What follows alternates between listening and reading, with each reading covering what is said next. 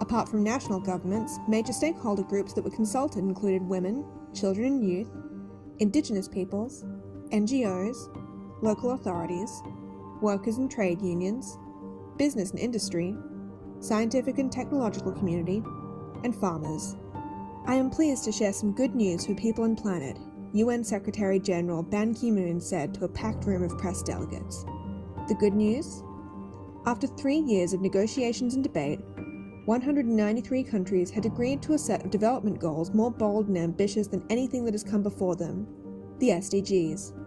The due date for the SDGs is the year 2030, which makes the 2020s the decade to deliver. But how can we know if progress on any of these monumental issues has been made? The 17 SDGs are built on an evidence-based framework of 169 quantitative targets and 232 indicators that accompany them. This ensures that the SDGs are clear, concise, time-bound, and measurable, which helps governments and decision-makers to include the SDGs in their planning. This means that we can keep track on each of the SDGs' progress. To achieve the SDGs, all countries are expected to set up policies and investment plans, and to use the targets and indicators to track their progress. They then report their progress to the UN. This is done through voluntary national reviews, VNRs, with a selection of countries reporting each year. Most countries, including Australia, have already submitted their first VNR. Governments are crucial in achieving the SDGs because they create and finance policies that support the goals. But all stakeholders have an important role to play. Industries and businesses in finding solutions for goods and services that align with the SDGs, and communities and individuals in supporting SDG initiatives and in holding governments and the private sector to account. Education, research, and innovation are all essential to achieve the SDGs, so universities, with their ability to create and disseminate knowledge and solutions, play an absolutely vital role. You can probably already tell that reaching the SDGs will be no small feat. All responses, from the global to the national to the local, even down to the individual, need to be coherent and aligned. But progress to date has been slow, so that it becomes very clear now that a much deeper, faster, and more ambitious response is needed from governments, businesses, and communities. Many experts say that in order to achieve the SDGs, we need societal transformations now that are unprecedented in human history, and which represent a profound departure from business as usual. You may feel like the challenges are too big and too many. After all, you're just one person. But think about it this way. Every time you spend money, you have an opportunity to spend your money better. Every time you talk to someone, you have an opportunity to challenge their ideas for the better. You can seize these opportunities every day, 365 days a year. And of course, every couple of years, you have the opportunity to vote for the better. Not just in national elections, but in local ones too. That is an immense potential that lies with you and every other individual. The SDGs give us a roadmap for making the right choices and arriving at the right answers. Don't forget, together, we are 7.8 billion people. Together, we can make big changes happen.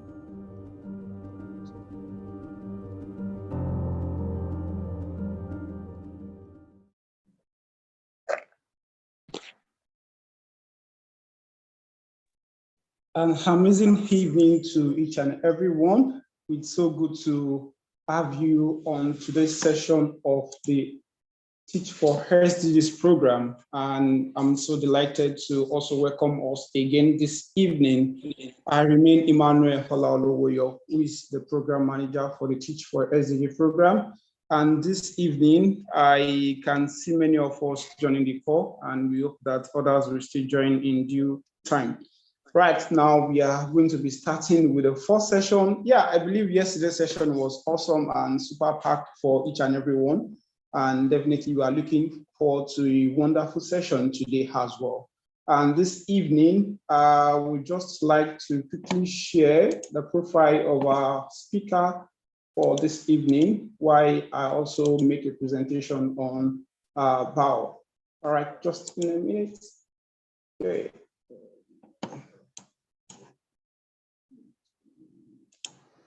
Okay, we are blessed to have Dr. Fankra Agama, who is a Nigerian from Ida local government area of Kogi State. She's married to Mr. Samuel Agama with 4 children. She holds a PhD in Town and Regional Planning from the University of KwaZulu South Africa. And she also holds 2 master's degrees from the University of Lagos in Urban and Regional and Geographic Information System. She is a registered town planner and a member of Nigeria Institute of Town Planners, a chief lecturer at Yaba College of Technology, and the deputy coordinator of Yaba Tech UNESCO Univox Center. She has served on various conference and publishing committee. Dr. Agama has authored, presented, and published many papers in conference proceeding, books, and journal. She is a mentor to many, loves children, and she has great passion for sustainable development. This evening, we are so glad to have you, Dr. Agama, on this call, and it's a great pleasure to have you facilitate the Teach4SDG program. And this evening, Dr. Agama is going to be facilitating the topic, Embedding Education for Sustainable Development and SDGs into education systems. It's so good to have you, Ma, this evening. Good evening.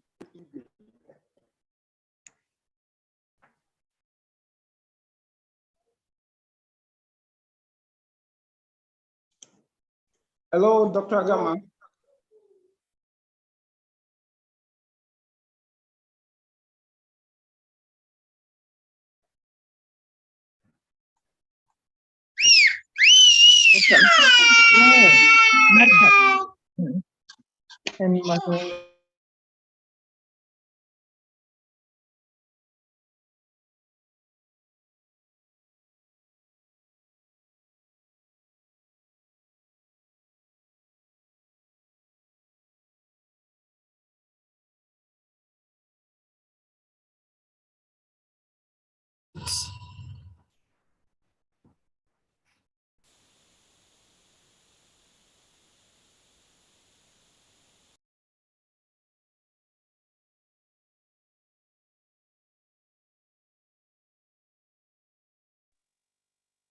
Hello, Dr. Agama. Can you hear me? Good evening.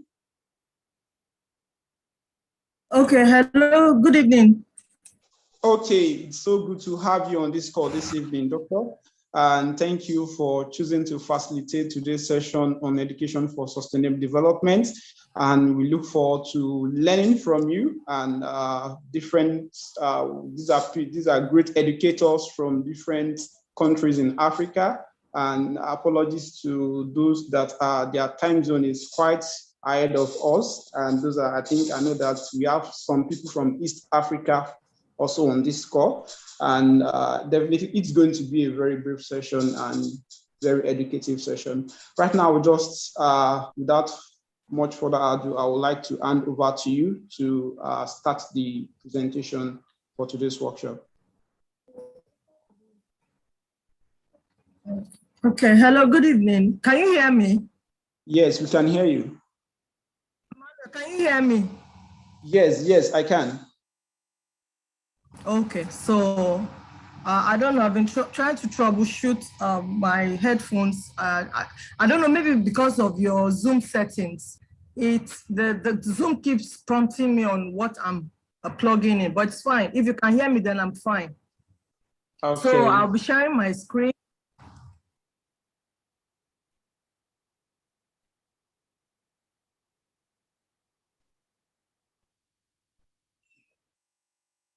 Okay, so I'm sure we can all see my screen. Can we all see my screen? Yes, we can. We can. All right. We appreciate to have it in a full screen.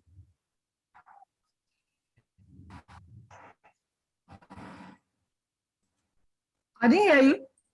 We appreciate to have it in the full screen. I mean, the full screen mode. You can still see the tab alongside.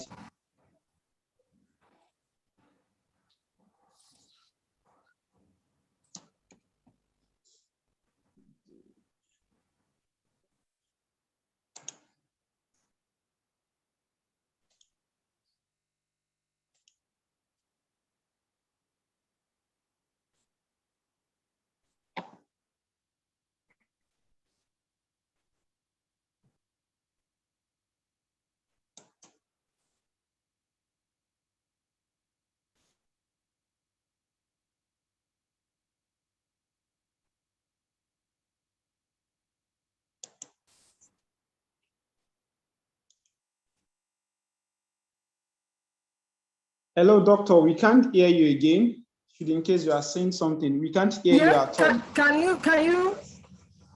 Who can start? Okay, can you see my screen now? We can see your screen, but it's just not full. It's not full. Is it better? I will advise you stop. Maybe you stop sharing and we share again.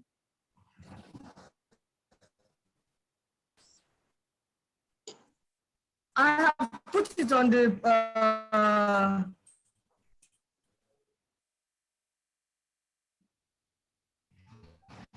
You can stop sharing. Our advice is stop sharing and reshare your screen.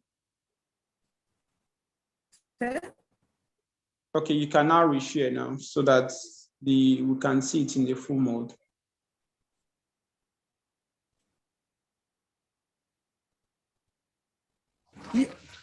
I just did that. I just did that. Okay, that's fine.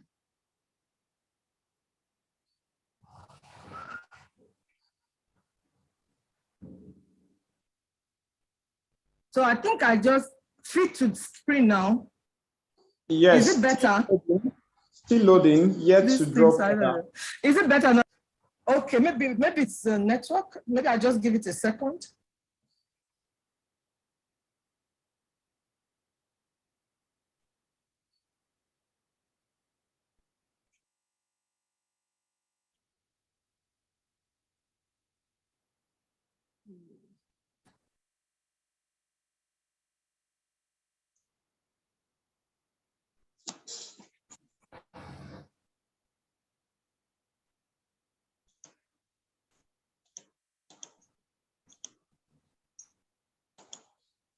So why facilitator ensure we have a very full screen, I would just like to quickly share one or two information. So I think from our reception, you can continue, but at the end of this session, there is going to be we are going to be having a tracking and evaluation process. It's very important you fill the form before you leave the call this evening. And each and everybody had to give a feedback about this week's workshop series. And the form is going to be shared at the end of the session. All right, Doctor.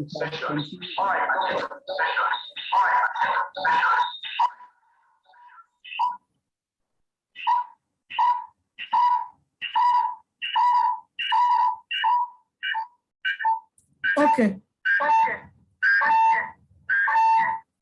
So, are you joining with two devices?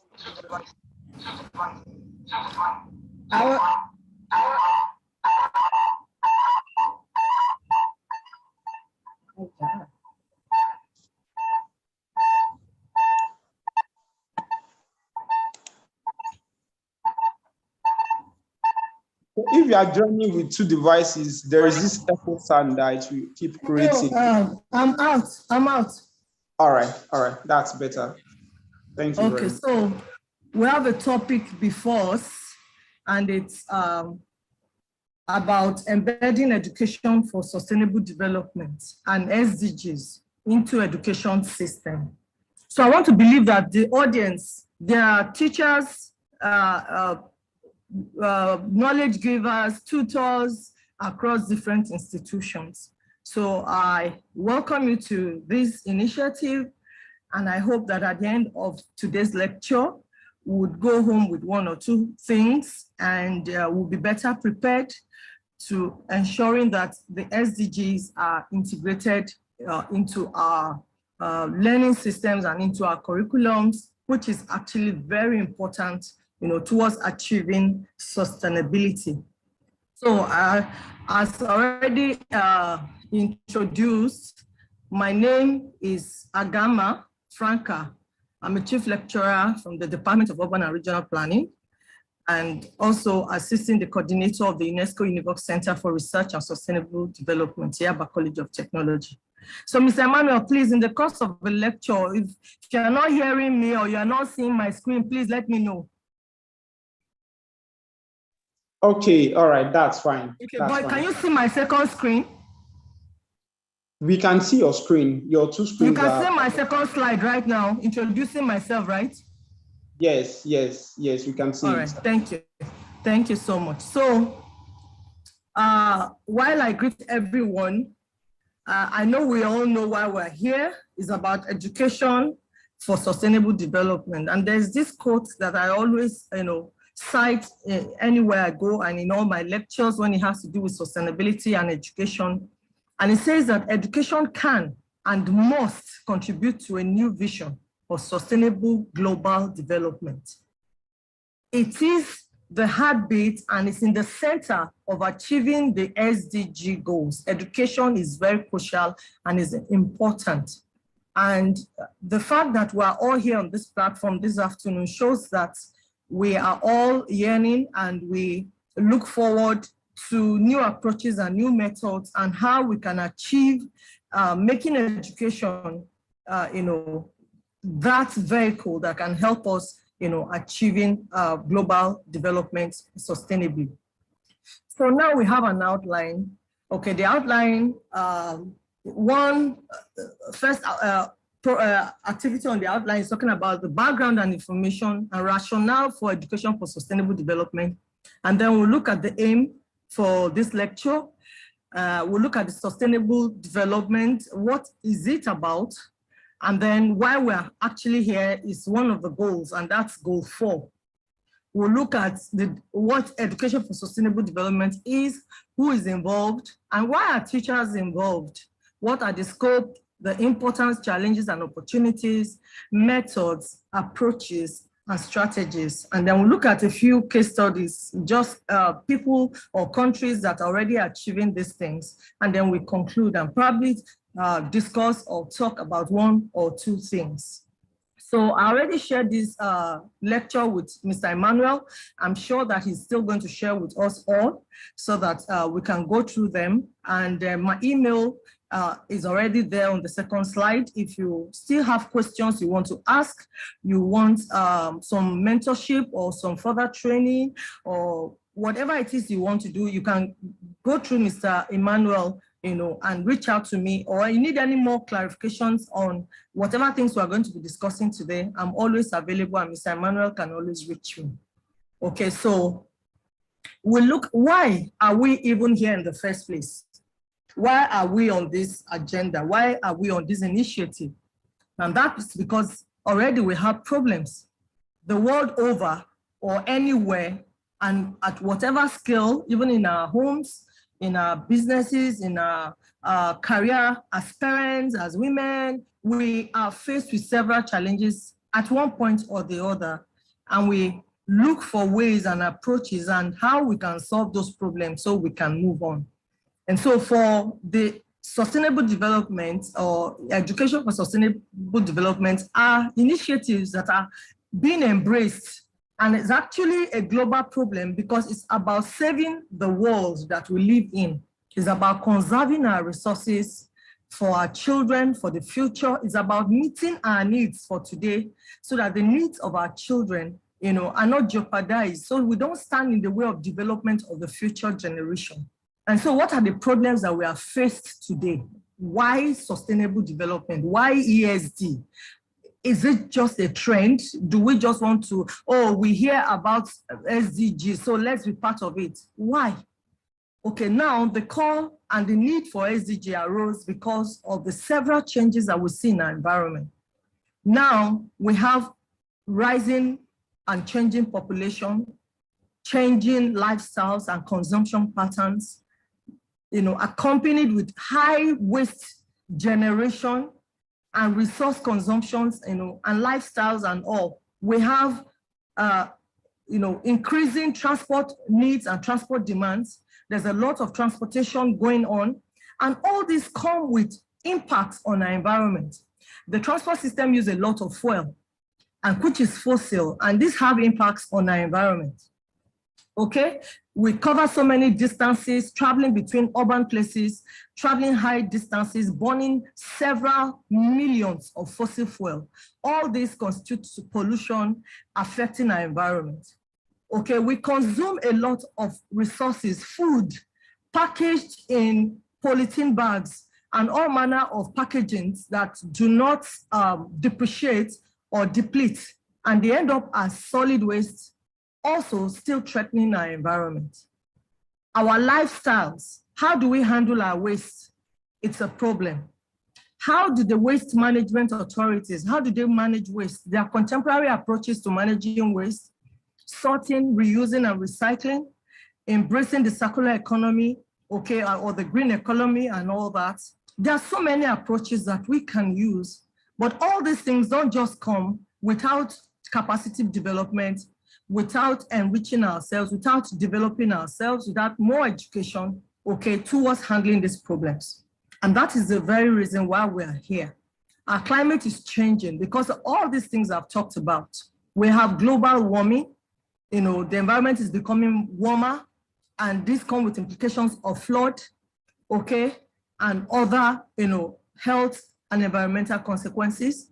Our environment is depleting. We have deforestation, okay, we're losing green, our environment stability and our carbon footprints are high. We're losing biodiversity. We're having species extinction and so many problems. Okay, now, so how do we handle these things? Like I said earlier, we have knowledge gaps because we cannot continue to do things the way we've been doing them. And so there are knowledge gaps that we must fill. It means that we must find new ways of doing things. Our skills of yesterday are no more competent enough to handle the needs, okay, of today. So we need to upgrade our skills with current scenarios, okay, with current needs, solving current problems, okay? We have a culture and mindset, revolving traditions, the way we've always done things, okay? Our culture and mindsets, demand for sustainable practices and innovation, for community engagements. And so because of all these things highlighted in black, we are not able to fully solve these problems that are written here in white, okay? Unless we build capacity by upgrading our skill sets and closing up knowledge gaps, changing culture and mindsets, okay?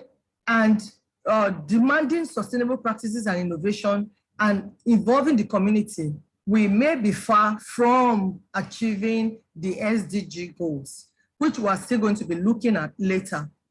So why are we here today? So the Teach for Sustainable Development Goals project aims to address learning gaps, which is one of these things, one of the factors here that we want to look at, okay? Closing knowledge gaps, okay? So it will help us to identify, okay, or address learning gap and ensure that the next generation is equipped with knowledge skills. And you see now that one of the other things that we also want to look at is to eradicate obsolete skills, to upgrade obsolete skills, okay, towards meeting contemporary and current scenarios and contemporary issues that we have on hand, okay? So that the next generation will be equipped with the knowledge and skills needed to achieve a sustainable and equitable, okay, world. And so this paper aims at discussing the importance of embedding ESD and SDGs into the education system. Okay, so the SDGs is about passing down a culture or a new tradition. And it's just like when you want to teach children who are already grown-ups. So there's need for a mindset to change their mind or reorient them from what they already know. And so it's going to be difficult. It's not an easy task. When we talk about the SDGs, it looks, sounds very interesting. People are excited about it, but it is actually difficult to embrace the principles and implement them. And so the only place or the most reliable place that we can turn to changing this mindset and closing this learning gap is through the education system. Okay, where everyone can be carried along, where people can be taught these things. Students, young adults, children can be taught these things and they can grow up with this culture, okay, towards changing their mindset. So let's look at a few things. So we have mentioned, these problems here, and because of these problems, we are looking at the action that are required for, and that is the education for sustainable development. That's actually one of the action. Because of all these problems mentioned above, we urgently require a shift in our lifestyles and a transformation of the way we think and act.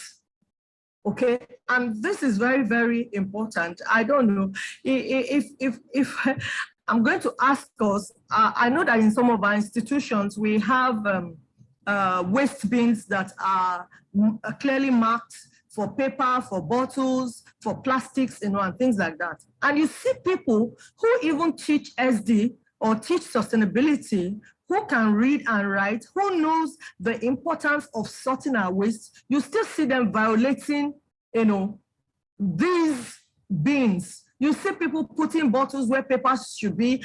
For as far as they are concerned, a bin is a bin. Okay, and this has to do with changing lifestyles, and that's why I said it's not actually going to be easy. Okay, yes, the SD and teaching SD principles sounds very interesting. Okay, but it's going to be difficult. And that is why we need to keep talking about it. We need to carry everyone along, and we need to teach the principles, okay, in our various institutions. Okay, education must respond to the pressing needs, okay, by defining learning objectives and content. So the way we have been teaching as teachers and tutors and lecturers has to change. I say some things to my colleagues, in Yaba College of Technology, and I tell them that, look, if you have to sing, if you have to dance, if you have to act a play to drive home the content and the context that it's in your course or in your subject, please, by all means, do. Okay, so gone are the days that acting and screenplay and demonstrations are only for those in creative arts or in theater arts, and all that. So you can find all manner of demonstrations in our different classes now, just because you have to drive home the points. So as we progress with this class, you will be seeing some of the examples and we'll be talking about it, okay? So we have to introduce pedagogies, that's teaching practices that empower learners. So I also want us to change our mindset that education is not just about giving knowledge and testing the knowledge through examinations.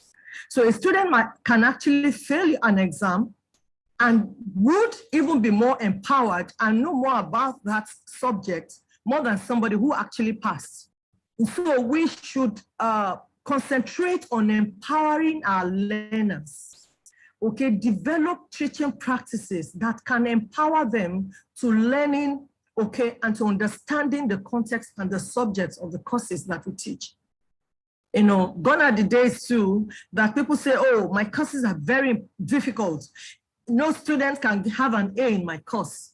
And it's not one of the things that teachers who are interested in achieving SD goals or who are interested in implementing the SD principles, that's not in our dictionary. We don't operate that way. We try to make our courses as simple, as straightforward, and as dynamic as much as possible, okay? So it includes introducing pedagogies that empower learners and urging institutions to include sustainability principles in their management structures. So in Yaba College of Technology, we are trying, okay, to actually implement this item 3 at the moment. We are, integrating sustainable principles in our management structure, in our waste management, in our teaching practices, and things like that. We are actually at the moment developing thematic and a generalized curriculum, that can help us teach sustainability. One for circular economy, and the other one is a generalized curriculum. And so to achieve this, we need new skills, values, and attitudes that can lead to more sustainable societies. Okay, now, so we've talked about the problem, we've talked about, we've discussed the rationale, why we need ESD and why ESD, okay, is important. We've talked about that. So now let's look at what sustainable development is. I know that a lot of us, have a way of defining sustainable development. I always define my own sustainable development as the philosophy of inheritance. Okay, I want to believe that everybody on this platform is African. I don't know about other cultures so much, but I know that in the African tradition and in the African culture, we are very attached to inheritance. Every parent, every leader, every chief, every clan wants somebody to inherit, okay, their legacies and their assets. Okay, you see people saying, oh, I'm working for my children. You see a leader say, oh, I want somebody that will take over from me. And that philosophy is actually what sustainable development is.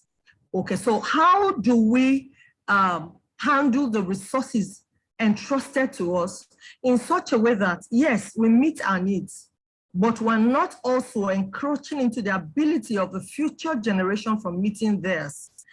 I think that's what sustainability is all about. And so in 2015, the 20 Agenda for Sustainable Development was formally adopted at the United Nations SD Summit, okay? These goals actually succeeded the Millennium Development Goals, and they are to guide the global path to achieving sustainability, okay? And this has been since 2015.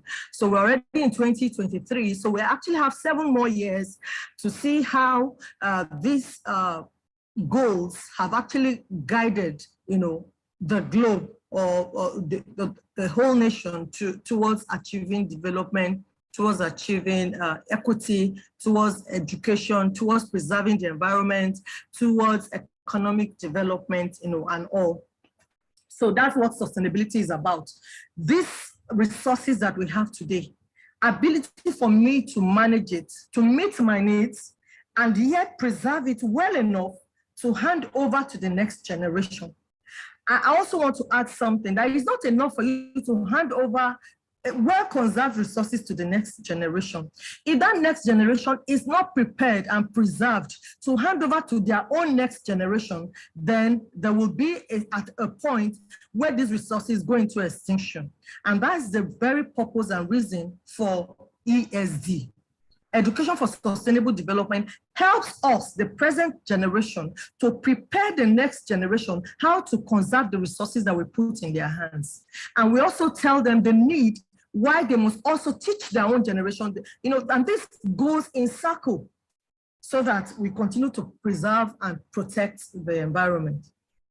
Okay, so the SD goals, okay, and there are 17 of them, okay, and they have 3 major focus area, and that's environmental protection or preservation, social inclusion, and then we have economic growth or economic development. And they are to guide sustainable path or survival of humanity, okay? They set limits or thresholds for natural resources, strategies for social inclusion and economic development. So the next slide is showing us what these goals are. So goal 1 is talking about no poverty. The second goal is talking about zero hunger. The third one is talking about good health and well-being. Goal 4, which is why we are here today, is talking about quality education. Then we have gender equality. We have clean water and sanitation. We have affordable clean energy. We have decent work and economic growth. We have industry, innovation and infrastructure. We have reduced inequalities, sustainable cities and communities, responsible consumption and production, climate action, life below water, life on land, peace, justice and strong institutions, partnership for the goals, for the goals. So you see that we have 17 of these goals, and goal number 4 is in the center to achieving the other 16 goals. And so if you look at the world problems and our needs, you can actually group and classify our needs for development, for social inclusion, for education under these 17 goals. And every nation or any climb that would be deliberate about developing capacities and developing competencies and closing knowledge gaps towards achieving these goals would go far, okay, towards achieving sustainable development.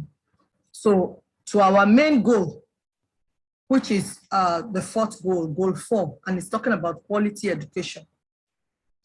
Explicitly a stand-alone goal, the SD goal, okay? And then we have the 20 Agenda for Sustainable Development, clearly reflects education, okay? It is an essential strategy in the pursuit of the SDGs. Education is very key and is essential. It is a goal in itself and a means for attaining the other ones. It provides guidance that educators can adapt to learning contexts, okay? So why education? I know we are all in the education sector, so this question won't be new to us. Okay, it's a basic human right foundation. Okay, it's a basic human right. Education is a basic human right. And when we're talking about education here, it's not the one that you have the BScs or the PhDs or the diplomas. Education at all levels. Okay, and that's why I highlighted here that it's actually a basic human right. Okay, and it's a foundation for achieving the SDGs. Okay, so as your children are growing up from primary classes, okay, from the very basic levels, children should be taught how to sort their waste, how to handle their waste, how to turn off the lights, how not to waste electricity, okay, how to conserve resources. They should know how not to waste food, okay? So it is, and this can only be made possible through education, okay? And why is education actually very important and key to achieving SDGs? It provides skills, okay? Education provides the skills to thrive. It is a fulcrum, okay, on which other SDGs are leveraged or other SDGs are achieved. It engenders awareness and possibility of breaking away from existing circles, inequality, okay? So it is actually easier to teach or to make awareness with people who are educated, okay? Who knows about SDGs, the impact of SDGs, okay? So it helps with awareness. So people who don't know, ignorance, okay, achieves nothing. If you don't know how to protect the environment, you don't achieve anything. So we have to, okay, teach people and make people aware. So awareness campaigns, jingles, notepads or flyers about SDGs to different groups in the society is actually very important towards achieving, okay, SDGs. And this is talking about general education here now, okay?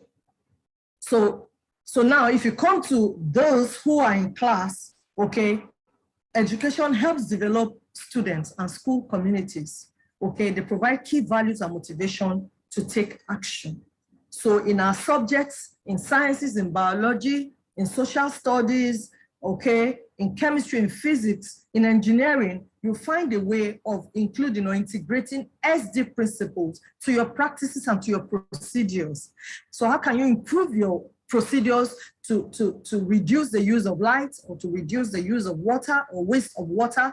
What technology can you come about, okay, that can improve the use of resources for your production processes and things like that? So, and that's why, you know, the education does not stop. It continues in a circle, okay? We must continue until the wheel turn the fastest with less resources and with less waste, okay?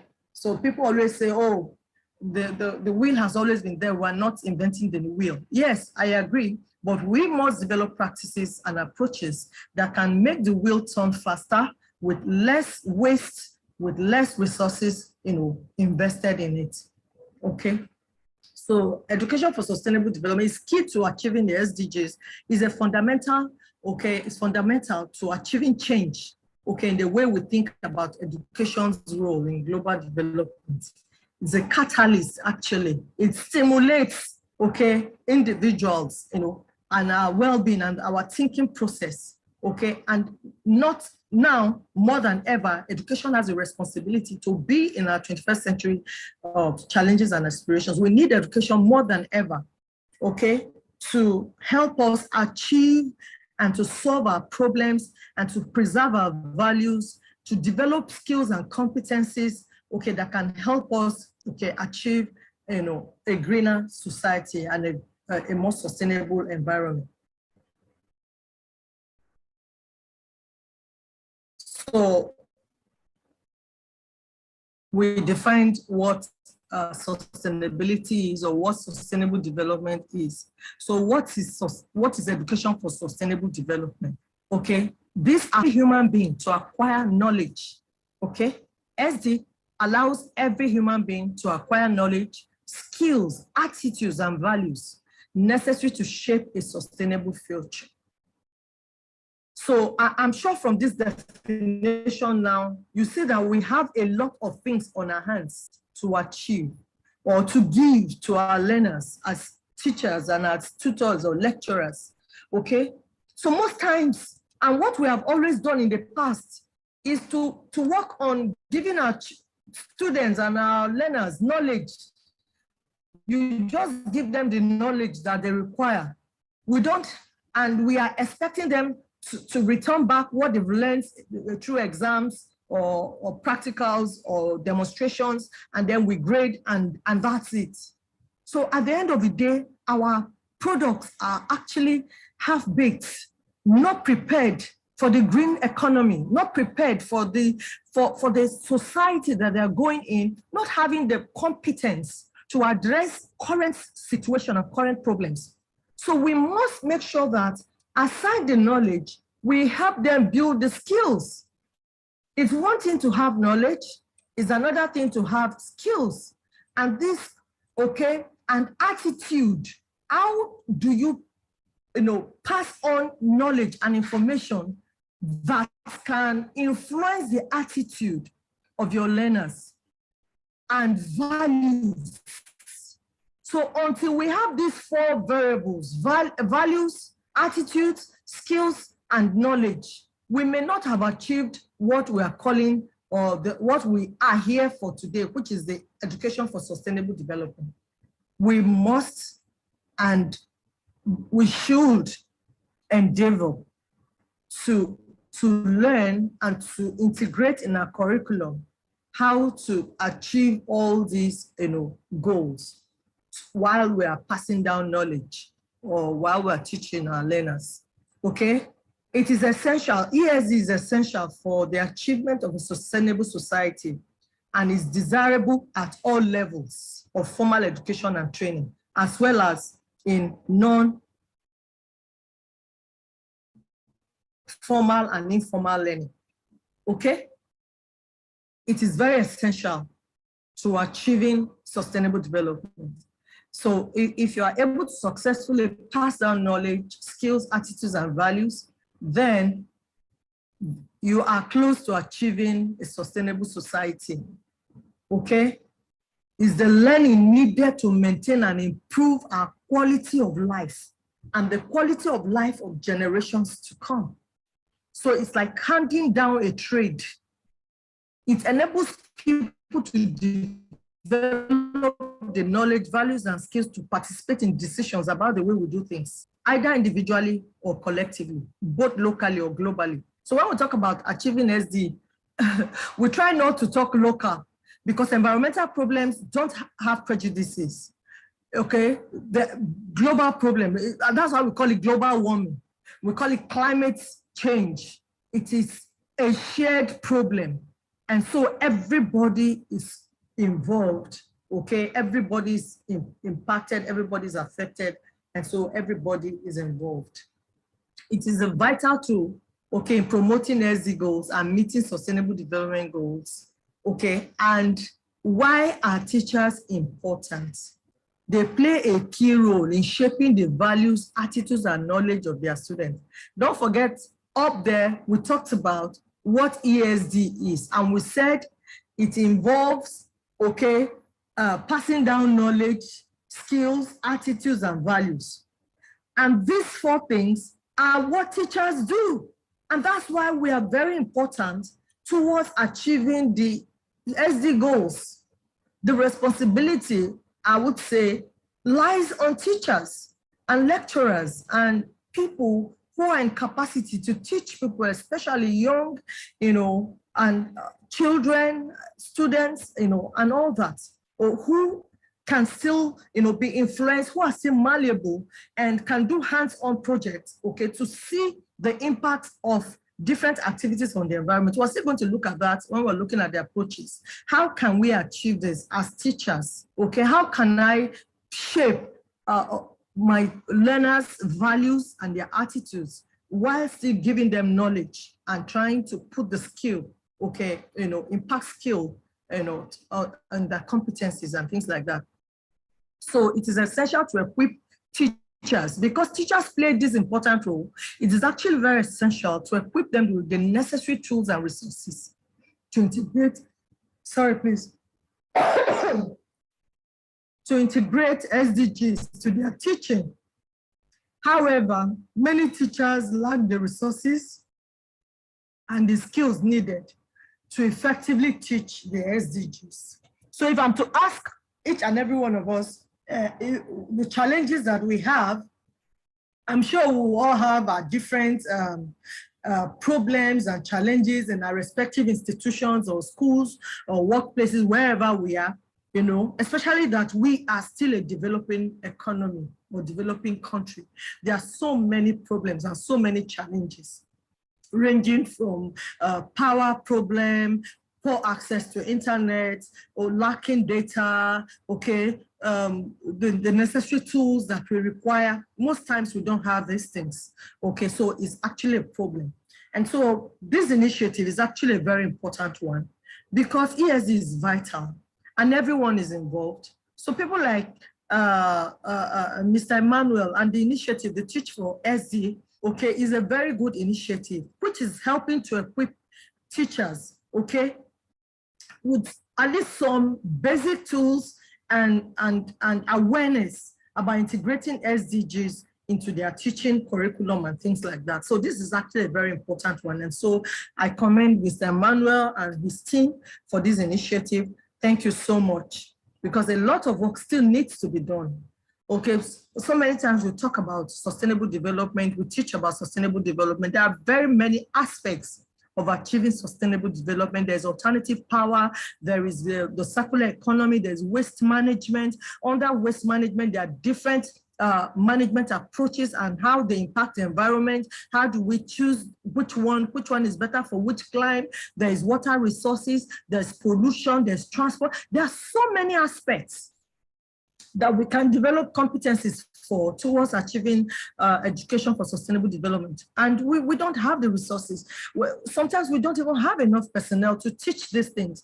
There's a gap between the industry and the institutions. There's poor funding. So there are lots of many problems, okay? But the good thing about achieving sustainability is that everybody is involved and no approach is too small. So we start from the basic ones, the one that we can at the moment.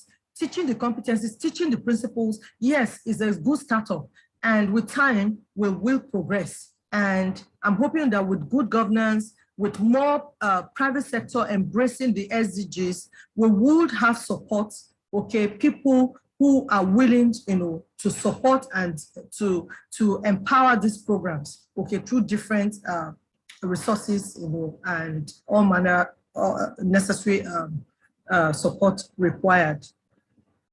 Okay, so integrating SDGs into our education system is crucial in ensuring that our youths are equipped with the necessary knowledge, okay, towards contributing sustainable development.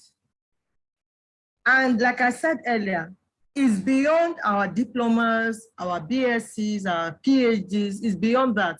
The learning never stops. And that's why we call it, we refer to it that ES is actually a lifelong learning. Okay, it's a lifelong learning.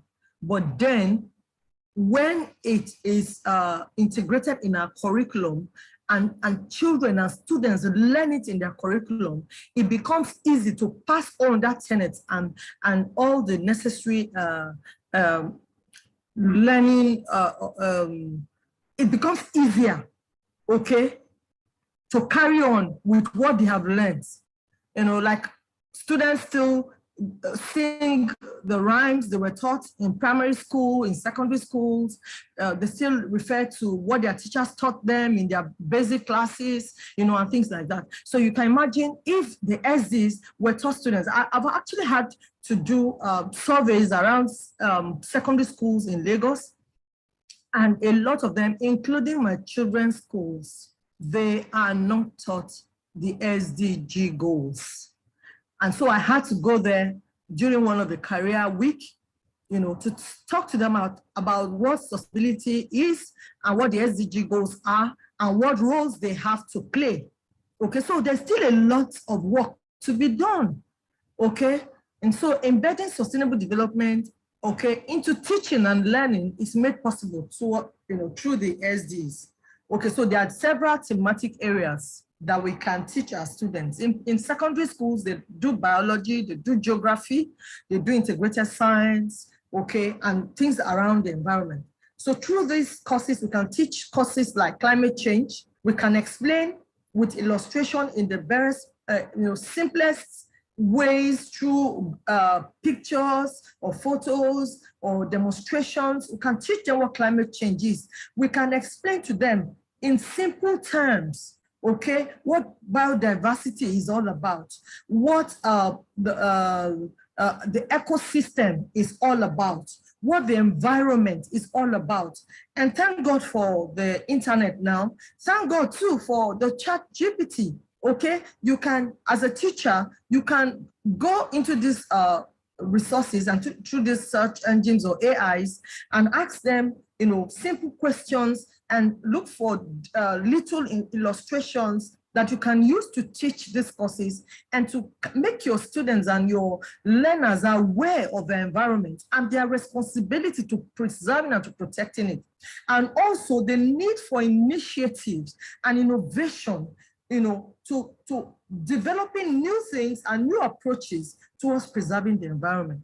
You can teach things like poverty in your social studies classes, okay? You can teach things about sustainable consumption, okay, in your integrated classes, talking about waste management, lifestyles, okay, and all that. Or then we can teach the circular economy, or the green energy, green buildings, which is also very important. There are different assessment criteria for assessing buildings to determine whether they are green or they are not green, okay, how much power the buildings consume, what is their footprint on the environment, and things like that. There are different assessment indicators and indices for assessing buildings. So we can teach them in very simple ways, okay, that we can carry our students along and make them part of the environment from the classes. We can come up with examples, real life examples and illustrations on the kind of things that imply or that have impacts on the climate. Many people have heard climate change. I've heard different people talk about climate change, but they don't know what they do that contribute to climate change. And that's the place of ESD, okay? What is that one thing that I do that contribute to climate change? Okay, so if you begin to look into it, having or buying too many fabrics or too many clothes have implications on climate change.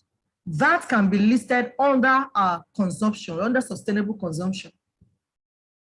We must be deliberate in our attitude and in our lifestyles, okay, to preserve and to protect our environment. There are several studies how much water our fabrics consume when we have to wash too many clothes, especially those heavy ones, the jeans and all that. Some of us don't even know that water is not a renewable resource.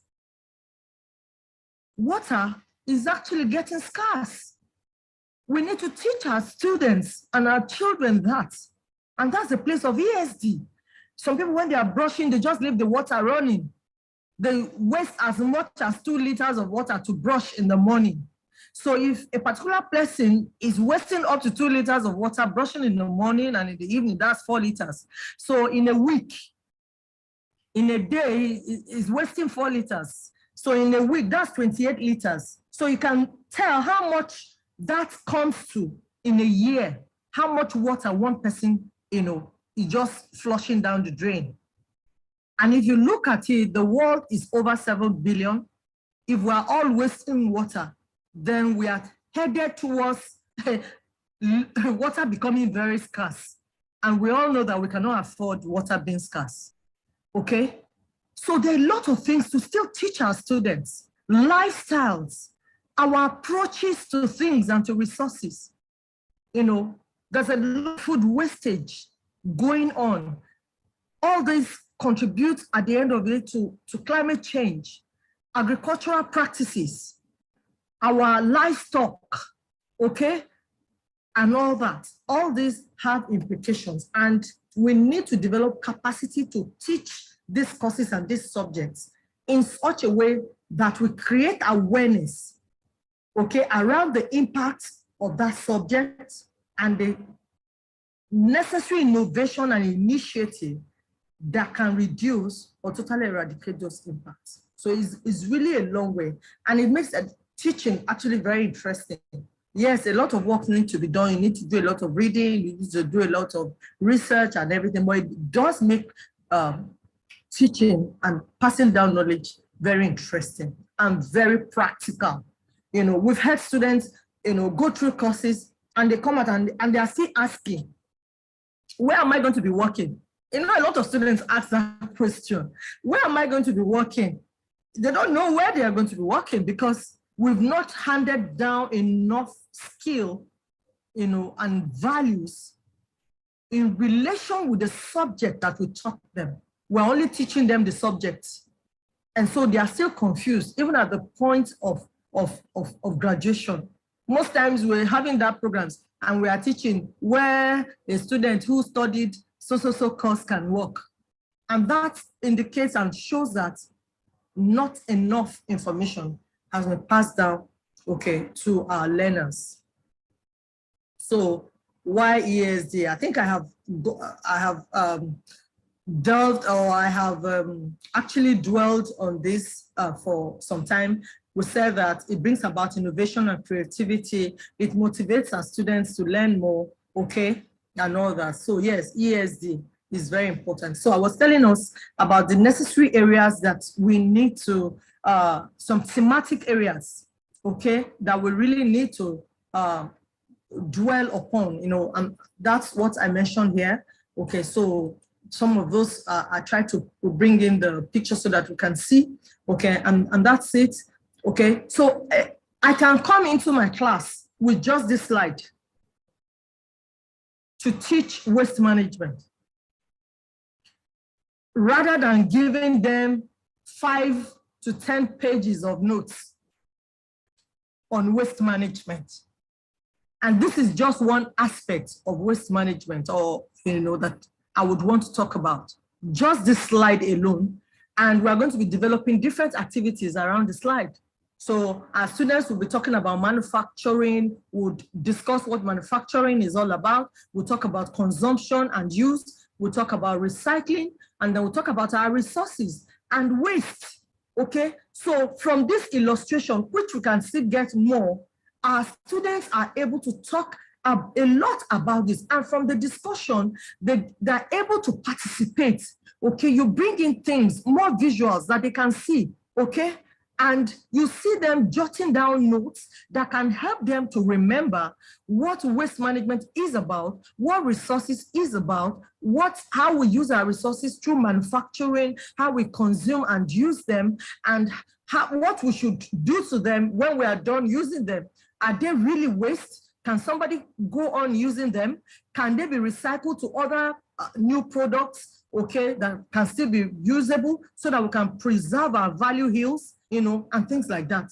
So it's very important that we use a lot of visuals, we use audio, we use videos, okay, to teach. And that's why I said that, look, if you have to dance or act a show or a play in class to pass down the knowledge about your subject, please, by all means, do.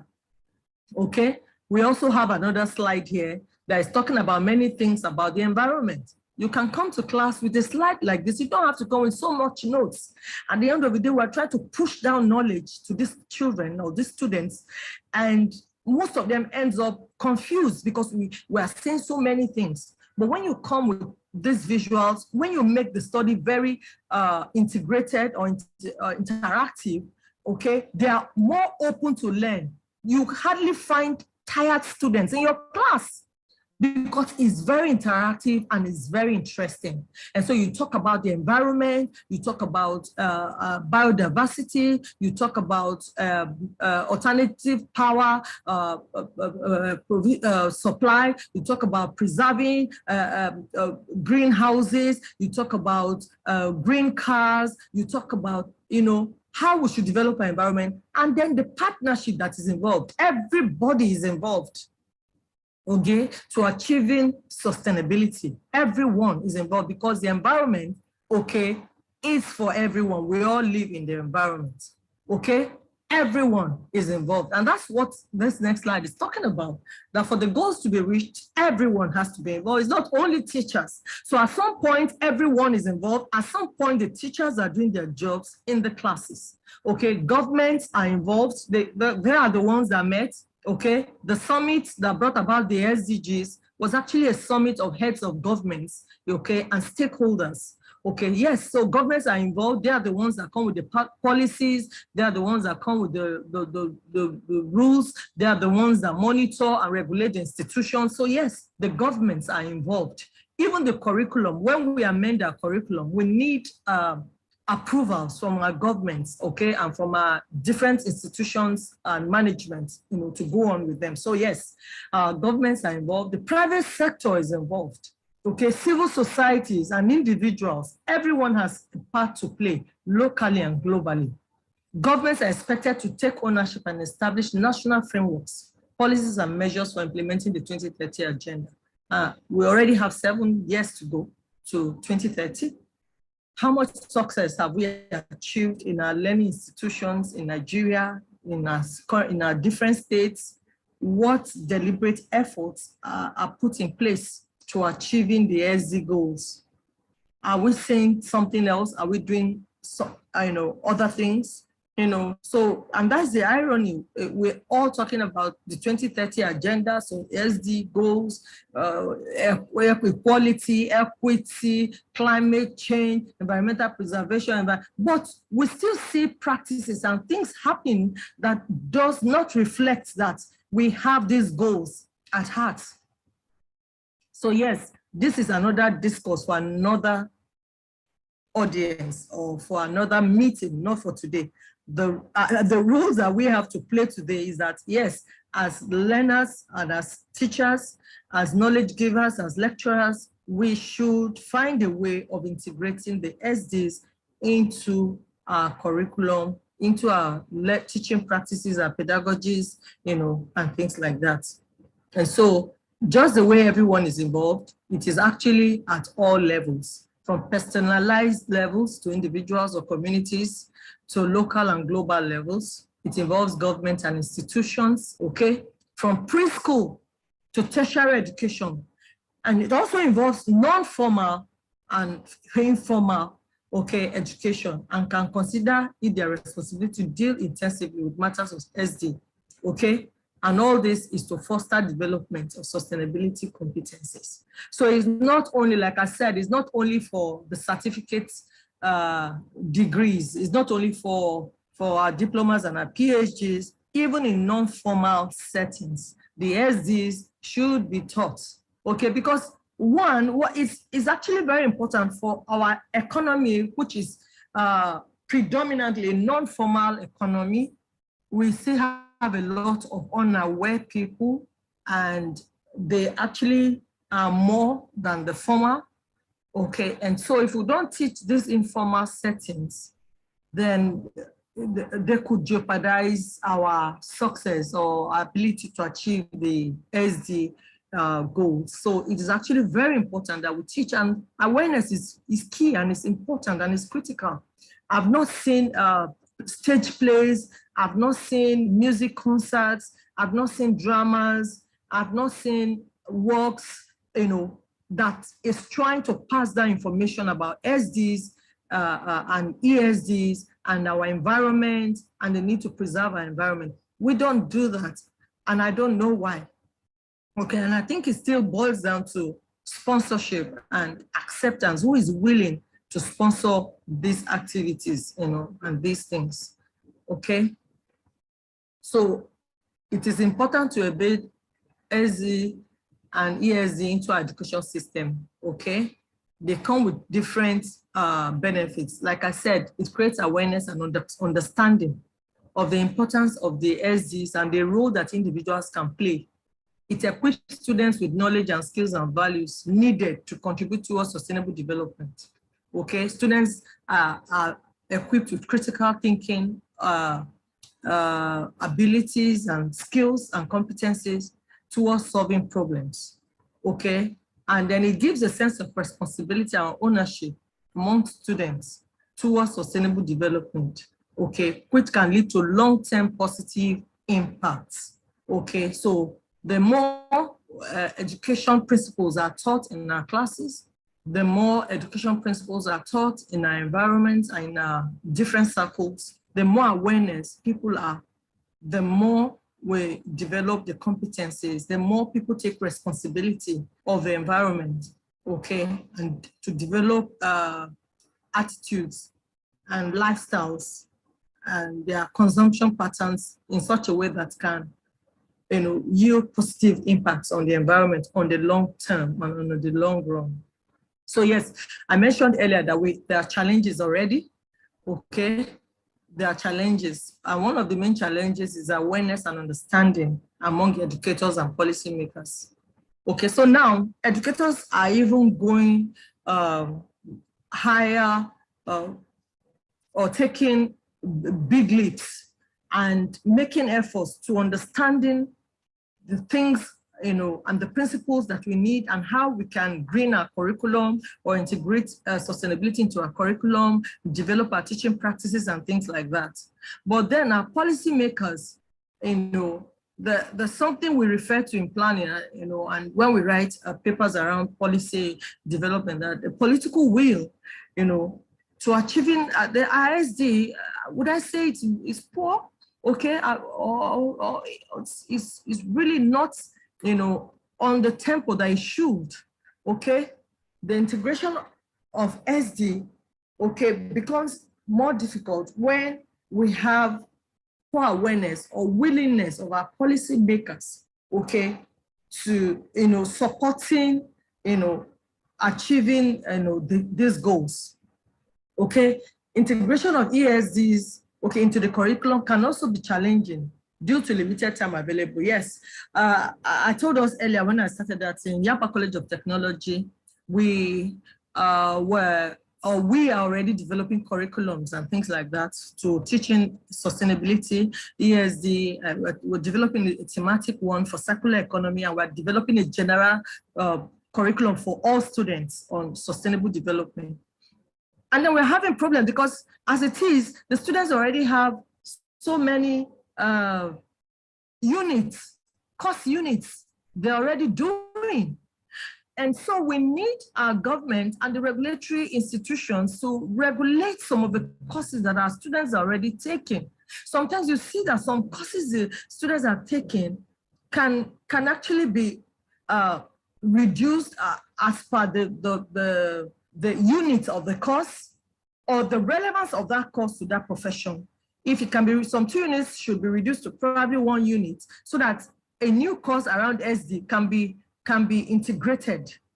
And we cannot exceed the learning times of the student to say, okay, your course is supposed to be 2 years for a national diploma. Now that you need to learn extra courses, maybe you do 3 semesters. No, we can't do that. So one of the challenges that we have is limited time. And that time needs to be worked in with the curriculum and the number of courses and units that students are already taking. Okay, like in our secondary schools already, students are taking so many courses. Most schools close by 1 or 2, and by the end of the day, they would have done 8, 7, 8, 9 courses. Okay, so you want to bring in a little course or you want to expand a particular curriculum, it becomes a problem. But yes, it is a challenge, but it can be done. We can find a way of amending our curriculum, okay? And this has to do with a lot of advocacy. We really need to sit down and write, a motivation and, and make this discourse very interesting and get more people to, to sign in and to make our regulatory institutions, our bodies or government or policymakers to see the need for the integration of this content or these modules in our different courses, in our schools. Okay, they need to cover other essential subjects and resistance to change. These are the problems, that we face. But then there's no problem that cannot be solved. Okay. And that's what I have just explained. We need to find a way of integrating these courses into existing courses, or we'll develop them separately and find a way of amending already existing courses to accommodate the change, okay? So it comes with different opportunities. Integrating ESD comes with different opportunities, okay? New teaching materials and methodologies, are developed.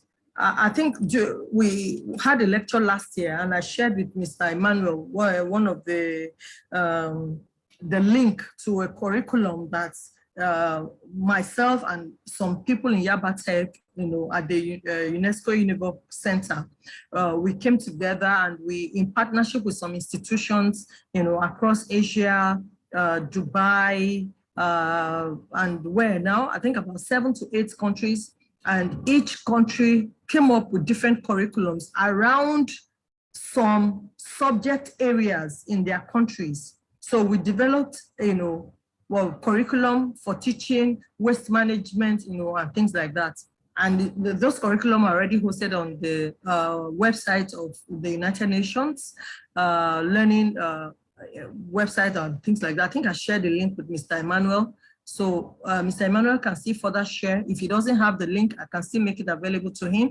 Let's look through these materials. The United Nations has a lot of materials online. Don't hesitate to use these materials. There are so many of them. There are so many courses that you can do online and get certified for, okay, around sustainability, and around across different fields.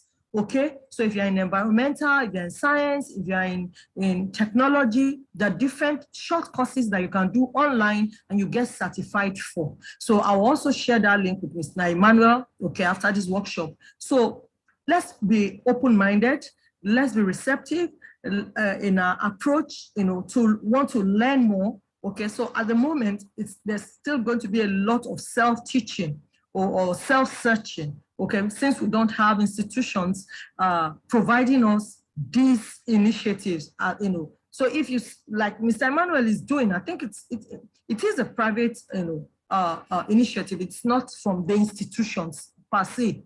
Okay, so let's be open, okay, to reading and to adapting the knowledge that we have read in different places to our teaching materials and changing our methodologies so that we can promote sustainability. Okay, so we can also develop partnership with schools and communities to address sustainability challenges. Okay, so ESD helps us to develop partnership. So different schools can come together to have initiatives or programs. We can even carry along our communities, okay, towards addressing sustainability problems. And students can be empowered to become change agents. So we've seen, okay, if you go online, you see that most times students, okay, start a club or they start an initiative or they start a program, okay, they become change agents. And even in the process, some of them become entrepreneurs, okay, because they're able to transform this waste to wealth. It's part of the things, okay, that happens when we amend our curriculum, okay, because students now will be empowered with skill and capacity, okay? So back to classes, what are the approaches and the methods that we can use as teachers, okay, towards achieving or towards education for sustainable development? We need action-oriented, transformative pedagogy. Pedagogy is just the balance, it's a concept or big word we use for teaching practices, okay? So we need a teaching practice that is transformative and action-oriented, which supports direct learning. So in other words, when you drop your resources, our students can learn. I try to use different methods at different times with my students. I go to my classes, we go out on the field, we learn looking at the problem. Yes, we're talking about waste management. Yes, oh yeah, we are going to the landfill, or we are going to where waste are being disposed of indiscriminately, or we are just doing a road walk, So we find a safe spot, we do our observations, we look through the problems, and we have our lecture there. So you see that with this approach, it's going to be difficult for students to forget. Sometimes we even act a play.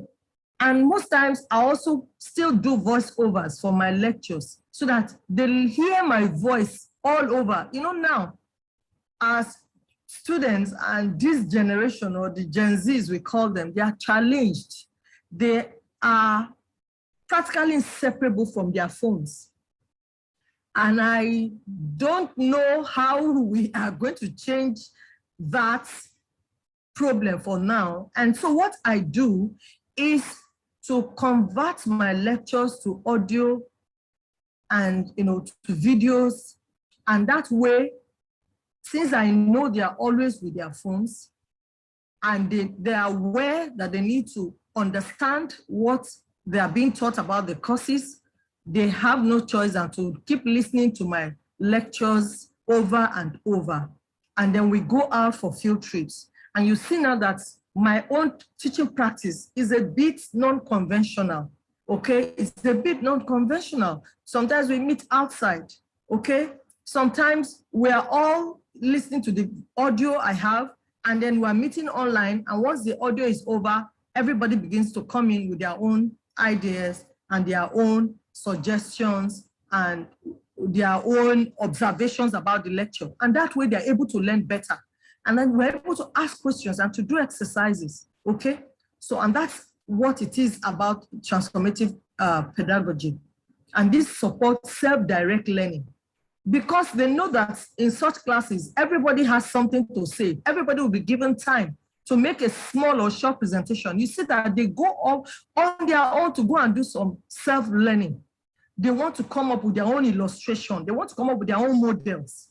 And that way you are able to pass down more knowledge, more skill, values, okay, than you would have done if you were dictating a note or you are just giving a reading reference in class, okay? Another approach is by participation. You'll be part of the learning process. You are there with the students, and then you collaborate.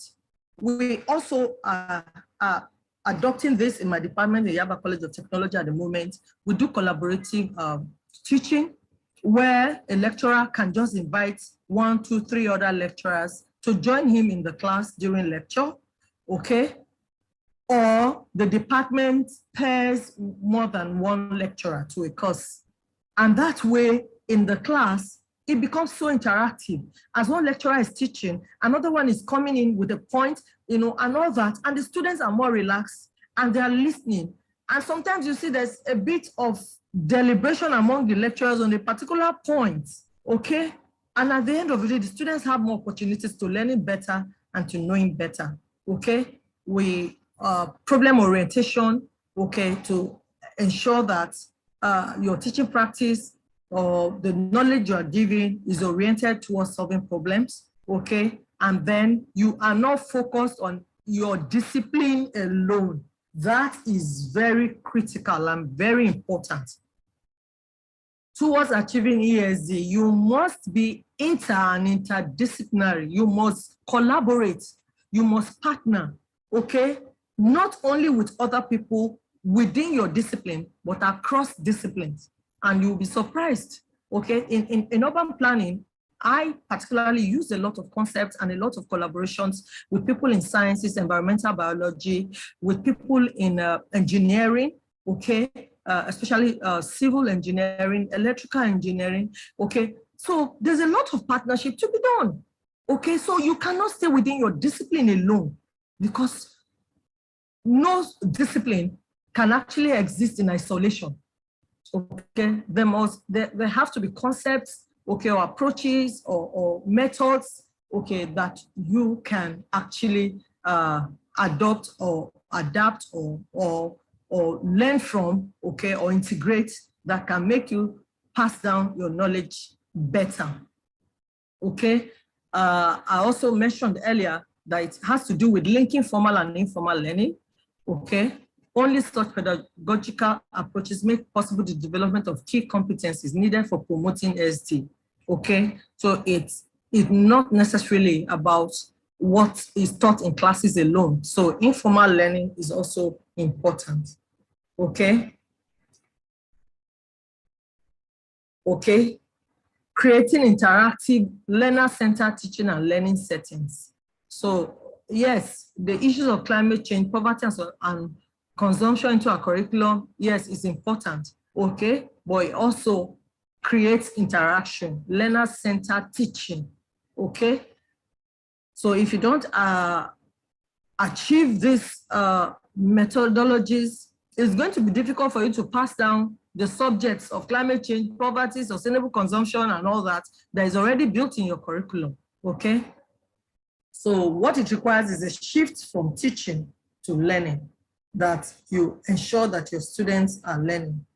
So yeah, I'm just trying to go over what I have said, that the path to achieving SDGs, okay, require change of how we think and act. It requires a change of our perspectives, attitudes, and values. It requires reorienting the curriculum to address the SDGs. It requires identifying knowledge gaps, okay, for skills and innovation development. It requires collaboration, interdisciplinary collaboration, okay? So what must we do? I think I already mentioned that we have to integrate ESD in our curriculums. Okay, schools, education institutions can integrate ESD into their subjects. I already mentioned that it can be science, social studies, even language and arts. In Yaba College of Technology, the arts are doing so well integrating SDGs, okay, into their works and into their crafts. You see a lot of artworks, you know, being crafted or being put together, you know, and their students understand the interconnectivity or interconnectedness of different systems and the importance of sustainability. Then experiential learning opportunities, such as field trips. And I think I mentioned that as one of the approaches that I am practically doing. Okay, field trips, community service, project-based learning. So you don't just come to class and teach, and it's so abstract and they can't understand. But when you have a project or you're developing a model or you're bringing something very practical that they can all relate with and participate in, then it's easy for them to learn. They will see the impact and they will see the problem that the project will solve after they're done. Okay, so it's actually very important. It connects students with their local environment and community, okay, and fosters a sense of responsibility towards the environment and inspires them to take sustainable actions. It fosters critical thinking and problem solving for our students, okay, encouraging students to think critically about complex issues and analyze real life issues for creative solutions. So the communities also are carried along, okay? So teachers can invite community members to share their expertise and experiences related to sustainability. There's a case study in a particular school in Lagos that was accepting plastic bottles for school fees. And so they were carrying along their communities. So at the end of the day, the community was so clean because every parent ensured they picked up any plastic they saw in that particular community. So when you bring the waste, they weigh it and they open an account for you. There are certain values, you know, that are attached to the plastic brought in. So they'll be discounting the fees that you would bring. And that's a very, very interesting initiative. And the students are also carried along. Okay, now the parents know how important it is to pick plastic bottles. Okay, because it saves them a lot of money paying school fees. Now at home, the parents will be telling the children, you must not pass by any plastic on the road, you must pick it. You see now that education is now in circle from informal to informal, okay, and carrying along everyone, okay? And so people sharing experiences and their expertise, okay, or involve students in local sustainability initiatives. And that's a very important, initiative, okay? Such as community gardens. Sometimes people form community gardens where they recycle their waste, okay, within the society, the waste, household waste, they use as manure for the gardens, okay, and they protect the gardens, they use their wastewater to waste the gardens and things like that, or clean up projects, okay? There are several projects that can be engaged in towards achieving sustainability. We carry the students along, okay? Clean up projects within communities, okay? Provide professional development for teachers. Teachers need support to effectively integrate ESD to their teaching practice, okay? And professional development can help teachers learn about sustainability issues and effective. So yes, how do we do this effectively? We can always, only get this through capacity development. And with this, we need a lot of help from our institutions, from government, okay, for funding, for professionals, okay, who can help us develop our teaching materials and teaching resources and things like that. Okay, so we need help. Okay, ESD can also use technology, which is powerful, So teachers can only use online resources, videos and simulations to engage students and help them understand complex sustainability issues. I told us already that I use videos, and if you want to develop teaching materials, you can use illustrations from online, okay?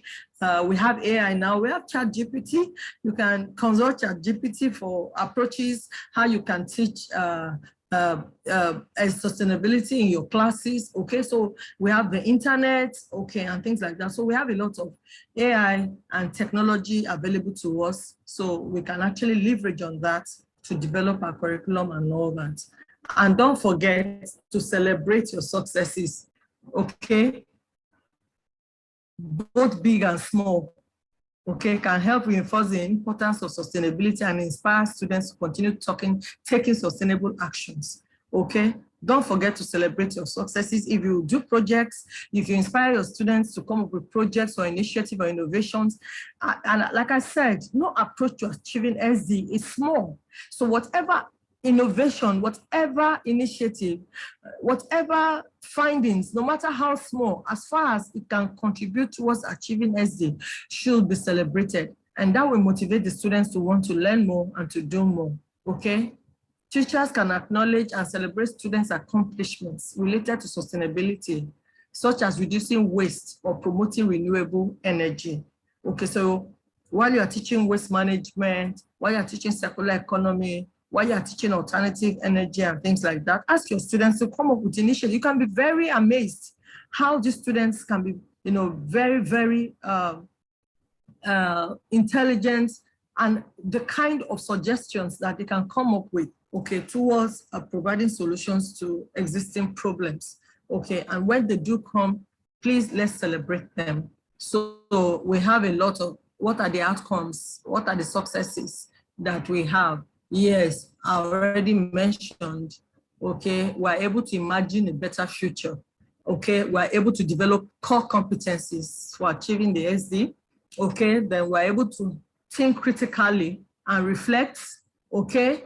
Then systemic thinking, you are able to work with other people, okay? You are able to acknowledge complexities and look for links and synergies when trying to find solutions to problems. You are able to work with other professions, other technology, other people's findings, inter and interdisciplinary study. You are able to collaborate, you don't work alone, okay? It helps us to recognize that the whole world is more than the sum of its parts, okay? And it's a better way to understand and manage complex situations. You see now that the whole world too is a system.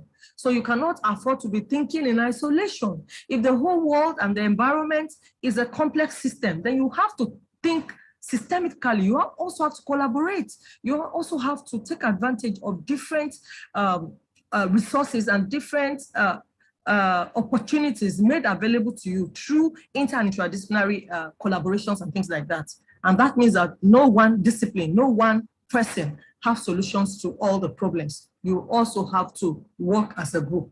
Okay, so, and that's through building partnership and promoting dialogue, okay, and participation in decision making. Empowering yourself and others means being involved and involving people in joint analysis, planning and control of local decisions. You can't work alone if we must solve the or save the environment. Yes, I just wanted to make reference to some countries that are already doing well in this particular field. And we are looking at countries that have successfully embedded ESD and SDGs into their curriculum.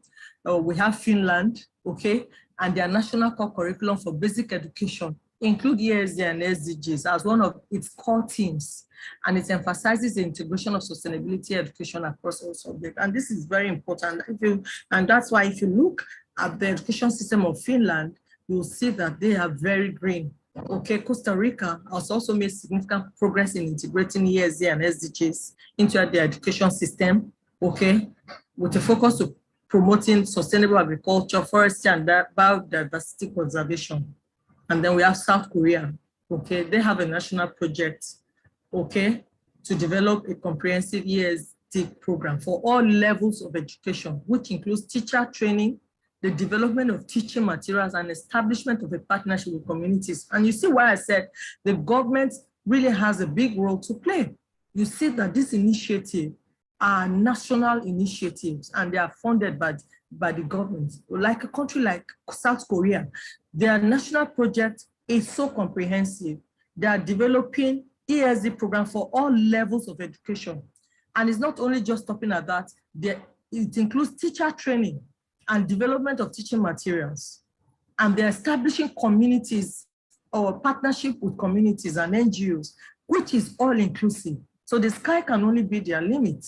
So this is a deliberate approach to achieving the SD 2030 agenda. Okay, so there has to be deliberate efforts to achieving the SD goals. Okay, so the nation still has a lot to play.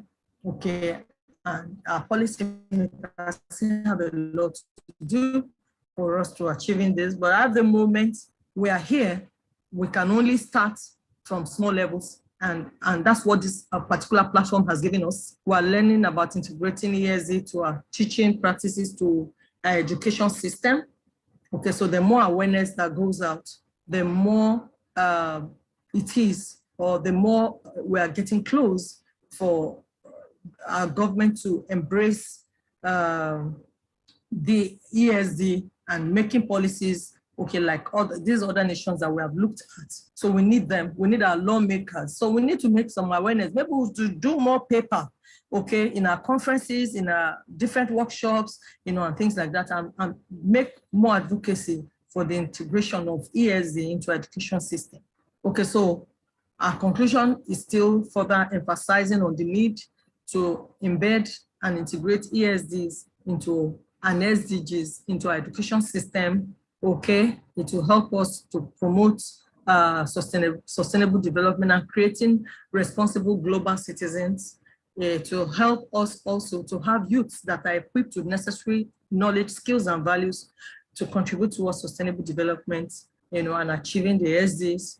Okay, it empowers learners to take informed decisions and responsible actions, okay, for environmental integrity, economic viability, and just society for now and for our present generation. So I think I've said a bit about ESD and achieving sustainability. I'm hoping that we all heard me. And like I said earlier, I'm open to more questions and more collaborations or more clarity. The resources I have with me, I'm willing and ready to share. If Mr. Manuel don't already have them, I'm going to send them to him and it will be made available to us So thank you so much for listening to me. I think this is very important and it's a rare privilege I don't want to take for granted. So I wish us more collaborations as we talk more and as we interact.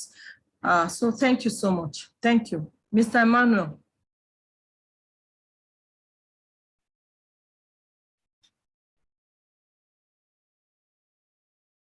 Mr. Emmanuel. Awesome. Thank you so much, Dr. Agama, for this insightful session. We indeed appreciate every part of it, and it's indeed loaded. Definitely, like I always say, that if we give you the time, you can keep us to 9 p.m. today, West African time. Yeah, thank you so much. Really appreciate you. And we are having some questions. Definitely, educators also want to share their area of concerns with you to know the best approach in going about that. And we have some hands up already. And I also appreciate if you want to ask a question, kindly raise your hand. You tell us where you're connecting from. And also you ask your question in 30 seconds. For those who have comments, please, we appreciate you use the comment section to drop your comments. I would just like to confirm and start from the YouTube participants without leaving them behind. So we have to start and see if we have questions from our YouTube participants. Please kindly use the comment section to drop your question, after which we are going to fill the tracking and evaluation form. Okay, we have an hand up, that is Mrs. Abiola Halabi. You didn't name your display name appropriately. Please kindly do that. But you can unmute your mic and ask your question.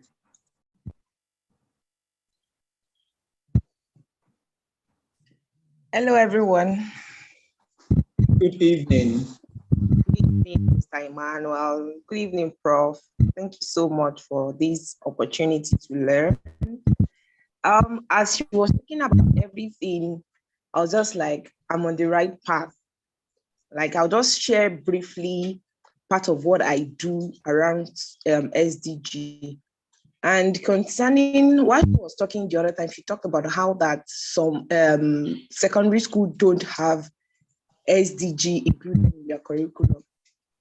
I teach in a public junior secondary school in Lagos State around Surulere, and I could remember sometimes last year it was mandated that all public schools in Lagos State should have SDG club running in their school, which we do every Wednesday, 1 o'clock. So there are different activities that we get to do.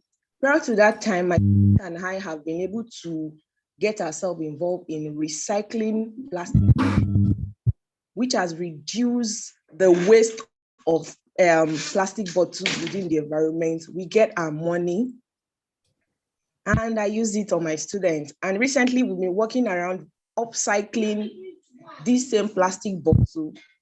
Like, I can see what is behind you now. Mr. Emmanuel, what is behind you? My students working on something like this. And we get the ring of that plastic bottle, that's the PET bottle, to make bag, key holder. We're using it to make skipping rope, which my students get to play with in school. And a lot of activities that my students have been able to do. And this has helped them to be able to lay their, in fact, there's even a student of mine I was talking to yesterday, said he made 2 bags. He sold one for 700 and another one for 500 naira. So my students are already making their cool cash from trash. So it's not more a trash now. It's called waste to wealth. It's no more a waste which you get to the landfill. These are things you can make money from, and these are things which we have to educate not just the students alone, our community, our household about. And these are great work which you are doing from your end and really want to. And I just want to call, okay, we have many hands up, but I will appreciate we make it very brief. So Prosper from Tanzania, you can unmute your mic and speak. Prosper from Tanzania, please unmute your mic and speak. Thank you. Thank you very much. I think everyone can hear me. Yes, we can hear you. Okay. Thank you, Doctor, for a very nice presentation. However, in Tanzania, about SUD is not very well clear. And unfortunately, we teach for test and examination. And I think the system forces us to do that. As curriculum implementers, we teachers, we cannot amend curriculum. Then how will you bring the SDGs in? Is it not the right time that now we stop focusing on the test and start teaching life to students maybe? Thank you, Doctor. Okay, that's a question for you, Dr. Agama, and I know you are prepared to answer that. I would just like to take one or two. Will you prefer to take two questions at once, or we make it three so that it can be very fast for you to respond to each of those questions? Dr. Agama? Okay, maybe I should just, hello? Hello, do you want to respond Okay, to so it? maybe I should just, Or we take like 2-3 questions together so that you can respond at once? okay. We can take more questions. We can take All right. yeah. All right, so that we can just quickly do that. All right, can we have Titi Lokwe from Port Harcourt? You can unmute your mic and speak.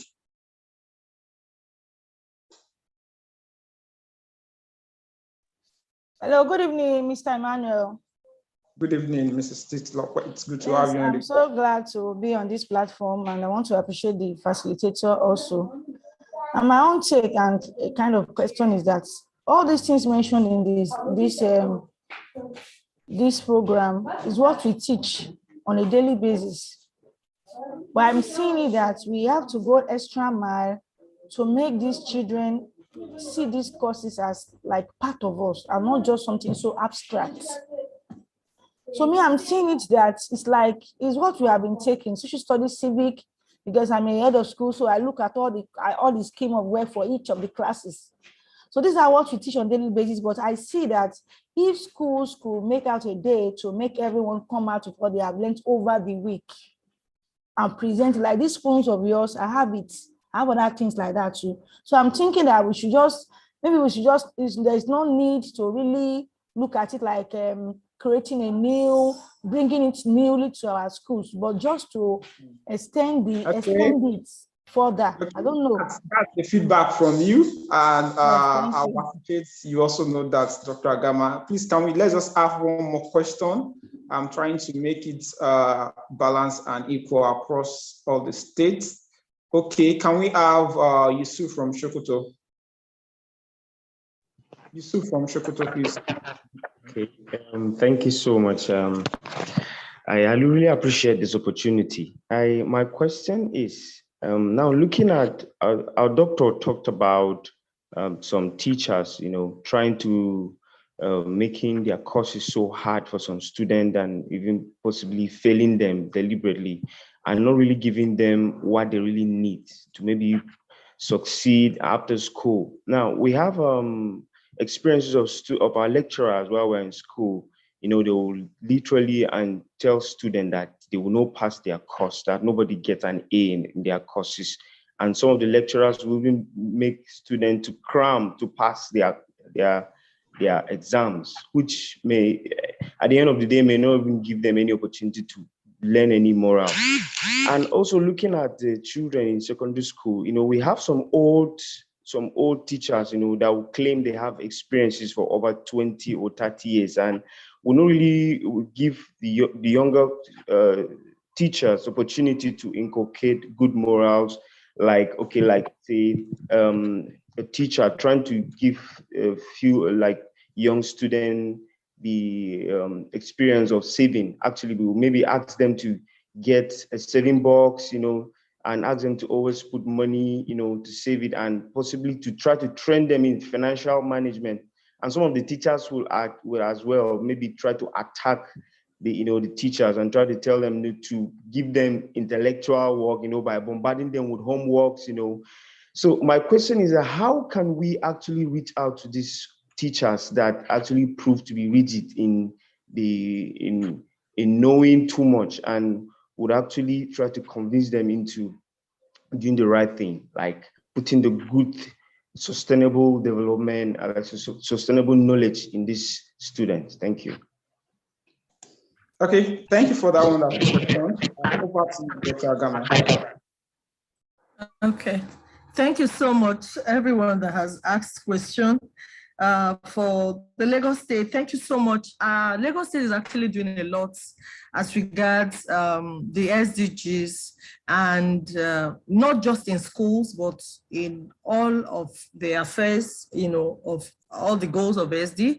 I know that the waste management in Lagos State is also being guided by the goals, with SD goals and the different approaches that they are doing. So that's a very good initiative. So thank you, the comment from the Lagos State teacher. So please keep it up. So one thing about ESD, while we are teaching those children to make, to recycle those products or to do things, let's not forget to teach them the principles, why they are doing it, okay? Why they are doing it. And that's because we need to preserve the environment, and it can also become a trade. It can also become business, okay? That's where the ESD comes in. We must teach them the principles of those actions. I think when I was making the opening remark, I said something that sustainable development is not a new thing. It's in our culture. As Africans, everybody wants to hand over something to someone. It's in our culture, okay?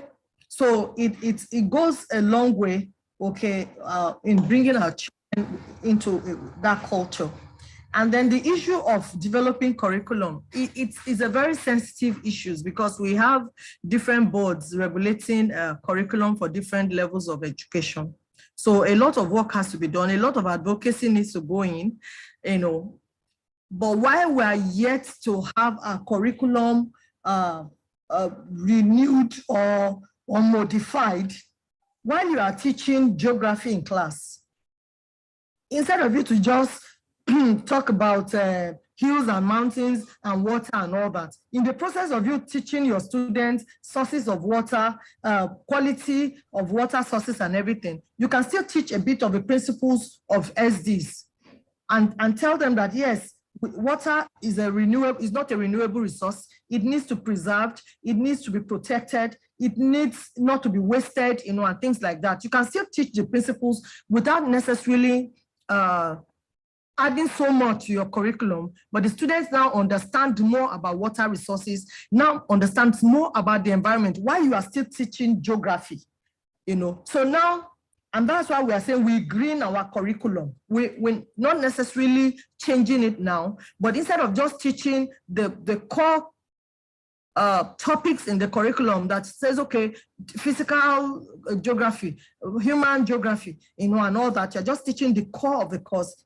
In the process, you can also teach them, okay, how to be socially responsible citizens of the country. For those of us who are teaching social studies and things like that, social responsibility, caring for your country also includes that you put your waste where it should be, so that the waste do not clog the drainages, and then we are faced with flood.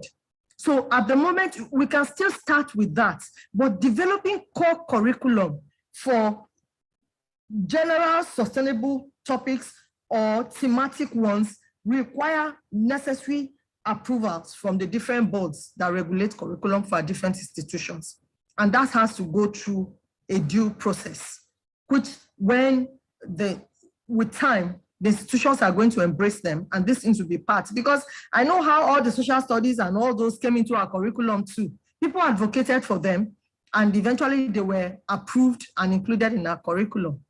Okay, so that's how we come with the curriculum that we already have. So the same process will also be, embraced, but that has to come with the total acceptance and everybody, being, on the team or on the call, for that advocacy. So yes, I know even in Nigeria, we're having that problem. It's not only peculiar to Tanzania. In Nigeria, we also have that problem. Okay, like I told us that in Yabatek, we are developing 2 curriculums at the moment. we are still in that process of getting it, of even putting it through, seeing what units it should be, and then what departments should those courses be taught. Once we finalize with our own internal arrangements, then we can think of sending it to the NBT, which is responsible for curriculum for Nigerian polytechnics, okay? And then once it's approved, then it can become one of our courses. And I know that if it's approved for Yabatech, it will be approved for all polytechnics in Nigeria. I'm just hoping that that would happen, and we're working towards that. And so, yes, from our teacher in Port Harcourt, yes, I think my first comment already answers your question. That, yes, sometimes we're already teaching these courses. You don't even know that that's what you are teaching. We're already teaching how to be responsible Nigerians, responsible, the roles of father, mother in the society, in our civic studies, okay, and all that. We teach all these things. But the students need to be aware that there's something called sustainable development. So in the process of teaching that, and this can come from your own internal teaching or internal facilitation with teachers. It may not be in the textbook they are using, but along the line, let them know, take them out for projects, for events, okay? When it's raining, let them go out. Let them see the direction of the flow of water. Let them see, okay, how the water goes into the drainage. You have to equip them though, go in small batches so that you can manage the children better. Okay, let them see that, oh, when the drainage is clogged, the water cannot flow. And when the water cannot flow, it floods, our houses, it floods the roads. And when the roads are flooded, it causes traffic. The more there are traffic, the more there's pollution. Okay, how do we build our environment? You see now that they are now learning practical things. It will be so practical. They can see what you are teaching them. It will be difficult for it to get out of their heads. Okay, and all that. So that's what we're just advocating for. And yes, for the difficult ones, we'll continue to do the advocacy. Okay, we have had to see how we mentor some lecturers, okay, over the last 2 years. We've been trying to do some mentoring, okay, that it's not in vogue, and it's not a positive trend for you to boast of how difficult your course is. As a matter of fact, if your course is so difficult that students cannot pass it, then it tells on the integrity of the quality of your teaching. So we can't, it's more about. Sorry, I would like Yes. to take indulgence because we still have a lot of hands up, and definitely these are things I appreciate you attend to, and you already made justice to those questions. And I also like to apologize to each and every participant that we might not be able to take all the questions for today's session. And we always like to keep it to 2 hours, 4 to 6 p.m. all through the session. But there is always a room for us to get to engage, ask these questions on our community, and also engage with the facilitator after the workshop. So we just like to take the last 3 sets of questions, and okay, we make it 4 and just pick them.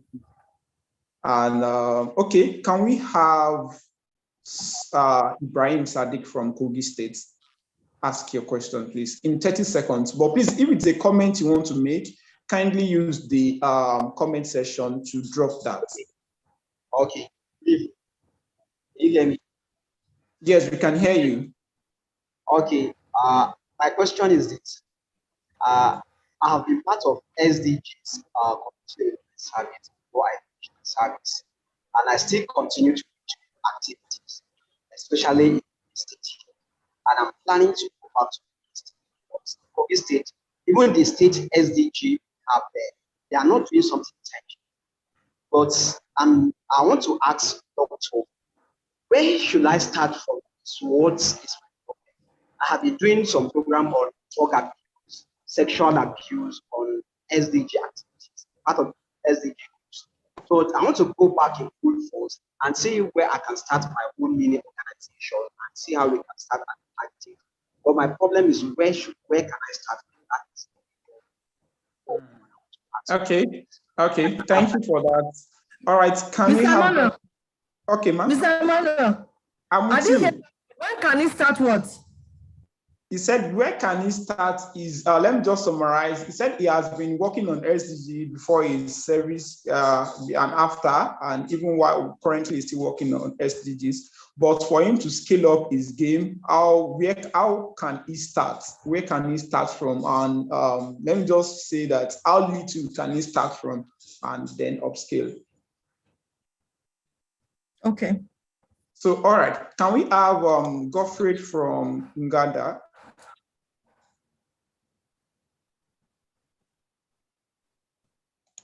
Hello, Godfrey, can you unmute your mic and ask your question? Okay, if he's not there, I would just like to have Richard from Ekiti.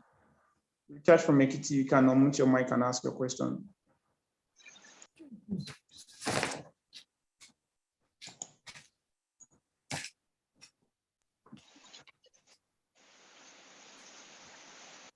Okay. We can't hear you. Okay, good evening, Mr. Richard. Thank you so much for the opportunity. I just like to ask a question. I train in Ekiti, and the environment is quite dirty. We have government initiation and individual initiative taken to manage the waste here, but it seems the government is more interested in managing the waste themselves, either because it's a source of economic gain or for whatever reasons they have to monopolize the assets they have for maybe international grants, support, and all of that. Are there policies that empower individuals to initiate SDG when it comes to waste management in states? Okay, thank you for that question. Yeah, we got the question. I would just like to confirm, Godfrey from Uganda, are you there? Can you ask your question now? If you can unmute your mic. And we also have a question. All right, from the northern part, okay. Okay, let's have Rwanda, Prosper from Rwanda. Kindly unmute your mic and ask your question. Hello, hello. Hello. We can hear you. Yes, good afternoon.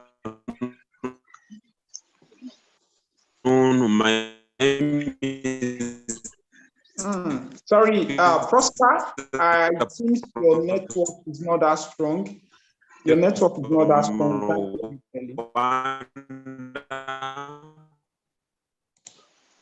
So I don't have a question about his appreciation.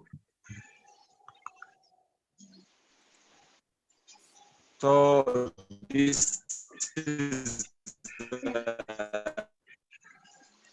a very interesting course.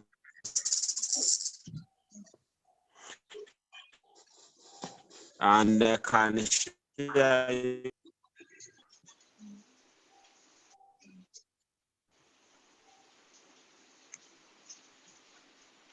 Yeah, Prosper, we can't hear you. Thank you for that. Godfrey, do you want to unmute your mic and ask your question now? You can unmute your mic and ask your question. You can use the comment section to drop your question, Prosper. And if it's a commendation you are dropping, you can use the comment section. All right, over to you, Godfrey. Please make it very brief.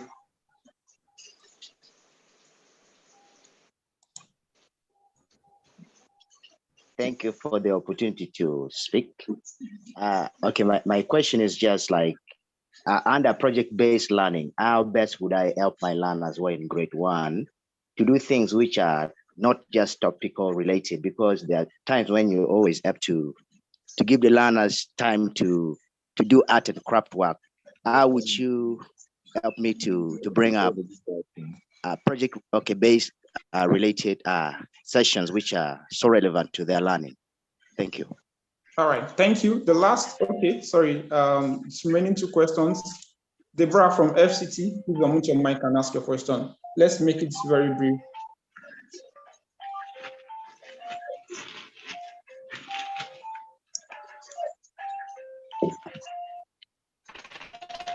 Hello, Deborah. I'm not sure she's there again. Okay, we can have, all right. Please, Asiko from Akwa Ibom State, you can unmute your mic and ask your question.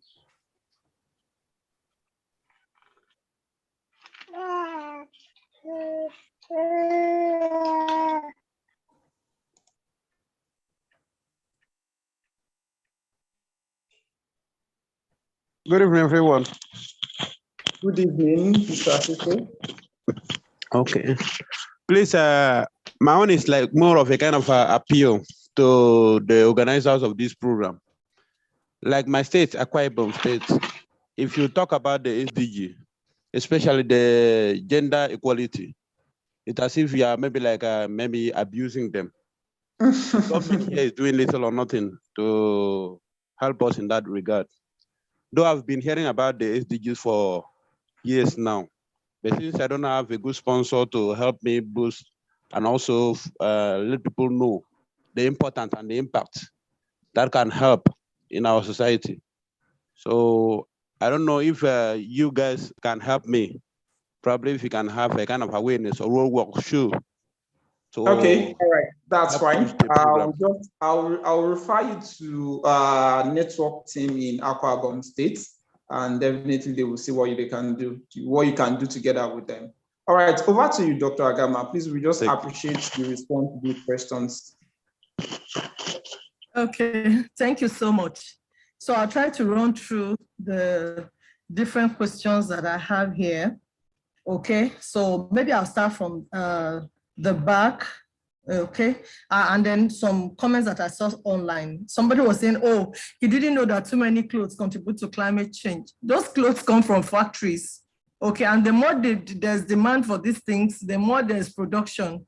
And factories also contribute to polluting our environment. The more clothes you have, you know, and then they are also from different fabrics and different resources that are converted into these things. So yes, clothes contribute to climate change. Like I said, maybe we'll be handing down some other materials that we can read and all. And it's also part of our consumption patterns. Okay, our consumption pattern is a lot.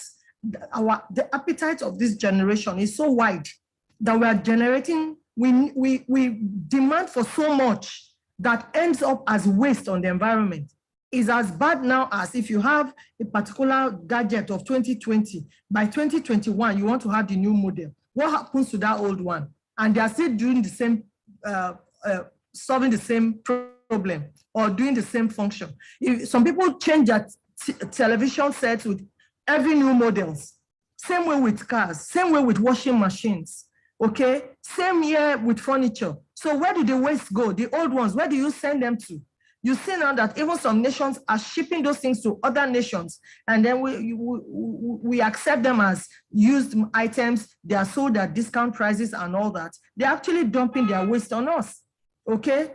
All the scraps that we get from secondhand or unused electronics, where do we send them to? You know, and things like that. So yes, our consumption patterns is a lot, and that includes clothing, electronics, vehicles, and all manner, washing machines, TV sets, and all that.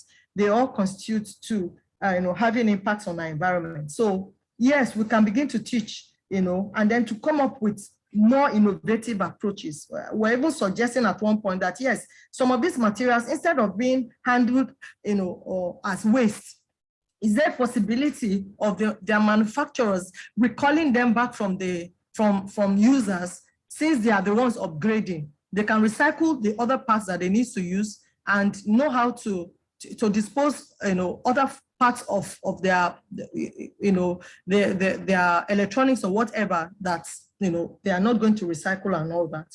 Okay, yes. Somebody asked a question about project-based teaching. So most times I always try to identify a problem. You have to conceptualize what it is you want to teach your students, look around, better it is within your proximity where your students can easily have access or reach. Most times, if you put projects outside your school environment, it becomes difficult. The school may not want to fund the travels. There may not be vehicles to take the students. They may be considering issues of safety. There are so many issues now with traveling with students or pupils, from their institutions. So I advise that you find a project or a problem around you, and the environment, it's so beautiful that you can always find one problem or the other around any subject you're teaching within your locality, okay? So you conceptualize on the problems, and then you can develop the project, and then you can give it to them as an assignment or a hands-on project in class where you as the tutor or the lecturer will be part, so, and that way you are explaining everything. And if you have to go to the site or to the case study area, yes, why not? Okay, so, and it should be a real life case. If it's abstract, the student may not be able to relate with it. So project-based learning is actually very important. And when you are done, submit the report to the school, to the management, and you'll be celebrated, or you will celebrate your student. Like I said, for every successes, always celebrate your successes, no matter how small. Yes, I also saw a question online. Somebody said, how can they who are in the language department, or who are teaching languages, how can they teach SD? Yes, all these things we've been saying since this class started, we are saying them in English language. Okay, and that's the office of those who are teaching languages. You can come up with memes, okay? Those in languages, you can come up with memes. You can come up with different slogans, okay, that can stick in the memory of students or learners about SD, about the environment, okay? You can come up with narratives, with prose, okay, with short writings on the environment and things like that. You can write a poem. You can write it could be a drama. It can be a monologue. It can be anything about the environment. And as you're reading it, people are getting more aware and your students are learning more. So yes, everybody, creative arts, languages, mass communication, we are all involved in teaching the SD. And I hope I've answered that question. Then Prosper, I don't think I heard him well because his network was bad, but I think he wanted to appreciate the organizers of this program. So in case you had a question and we didn't hear you, Prosper, please, maybe you send an email to Mr. Emmanuel, or you send him a message so that we can get back to you. However, we thank you for following through the lecture and making your contributions. So Mr. Richard Idemodia was asking a question about waste management and all that. Okay, so now for Nigeria and for different states, we have policies and regulations that guide our different sectors of the environment. So for waste management in Lagos State and even in Ekiti State where you are, it's being regulated by the government. I think it's under the Ministry of Environment, and then for Lagos State, we have LOMA, okay, which is the waste management authority or agency for Lagos State, and they are in charge of regulating all matters of waste management. Okay, however, there's a public sector participation, which is called the PSP. They work hand in hand with LOMA, and LOMA oversees the activities. So private sector people are registered with LOMA, and they help with waste collection from different households, okay, for Lagos State. I don't know what happens in Ekiti State. And if the policies are not making it open, it's going to be difficult for an individual to say, oh, I just want to manage waste. However, as an individual, you can set up a company for waste, for recycling. Okay, and then you can go through the ministries of environment to see, and then the CAC to see how you can set up and how you can be registered, and then you can find the necessary information about the operations and your activities and your jurisdictions and what you can do and what you cannot do. But as an individual, you can start up a business for waste management, and that empowers you to be able to identify whatever material you want to recycle. Okay. Okay, I mean, to set up a business for recycling, and we have a few actually in Lagos State who are into recycling. Okay, some collect aluminum and they put them into molds and they send them out. They export them out of the country. So yes, you can do that. But directly managing waste, that's the state's responsibility, and the policies has not extended that to other people. And if you must be part of it, you must go as a private sector participant, and that requires you being registered by the state. I hope I've answered the question of Mr. Richard. Then Mr. Brahim Sadiq was asking a question when he can actually start. When to start is now. How to start, no matter how small. Like we said, there is no defined time. In fact, the time is now. You must not delay for another hour. Or scope, no matter how small, start.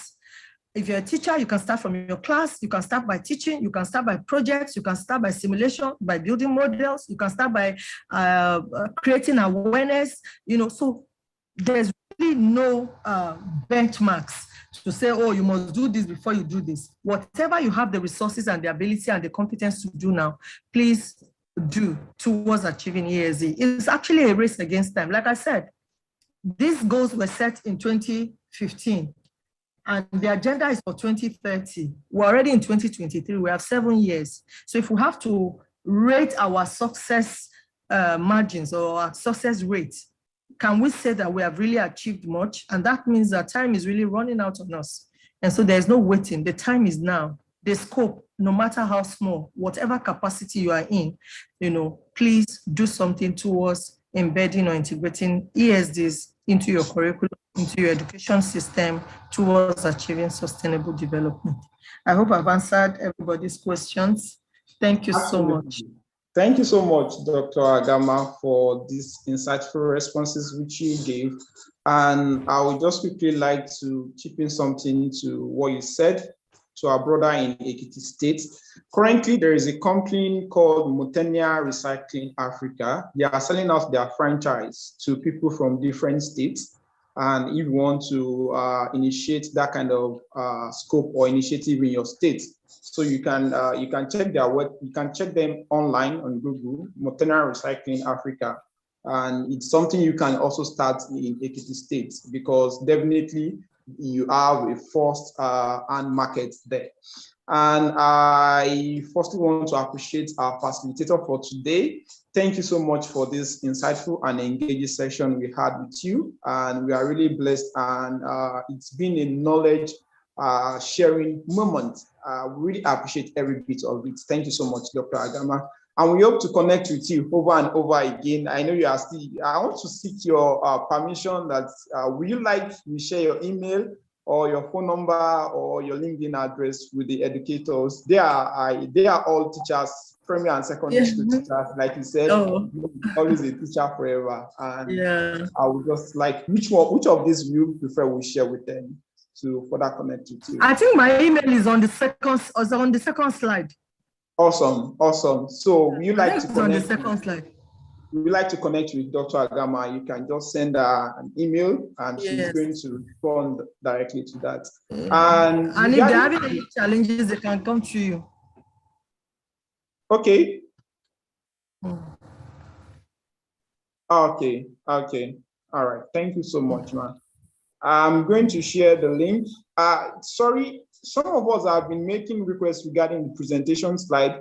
Like it was said during the information session yesterday, that there is a back end which you all can always go back to download the slides. This folder has been created forever, and you can always go back there to download the presentation slide. And also the learning resources in line to SDGs, ESDs are also going to be uploaded there during the course of the second week. Yeah. And it's very good we visit this platform to get those slides downloaded. We can easily download it at any time. And also the workshop series will always be in the evening, and it's just Friday and Saturday.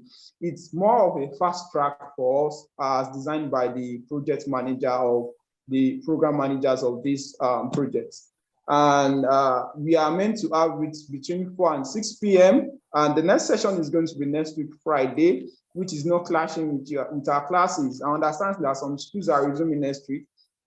It's not clashing with our classes. So please, it's very important we attend each of these series. And also, they are going to be sharing some self-paced courses, which we can also engage in and further learn more about the activity, every aspect of sustainable development, how we can contribute to achieving sustainable development as educators. Then lastly, I will also talk about the technical complaint form. For those who have not been able to join the WhatsApp community, a link has been shared with us earlier today. And if you are having issues with joining the WhatsApp or any other technical issue, please use that form to update your information, and the technical team are going to pick it up from there.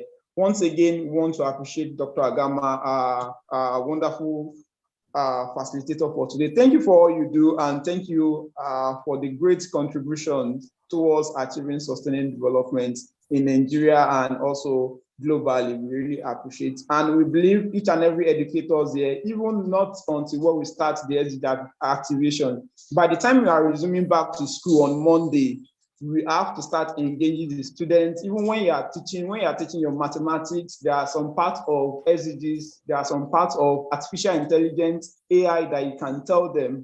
And I also want us to look forward to one of the modules that has to do with innovations and technology for sustainable development, which will also aid our learning, just like Dr. Agama mentioned ChatGPT. Please, if you've not been using it, go and start using it. It's really going to help your teaching and also help you to get things done easily. I think those are the basic information I have from the program managers. If there are other information, it will be communicated via the WhatsApp community. We wish each and everyone a productive weekend. Enjoy the rest of the week. Thank you. Thank you so much. Thank you so much.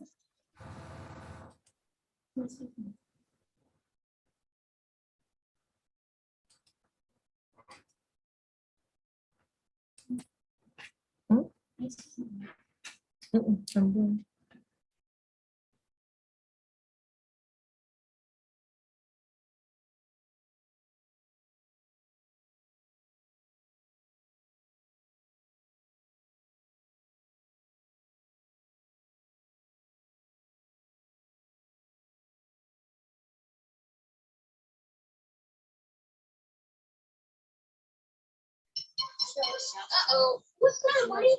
We gotta go sit down, Iris.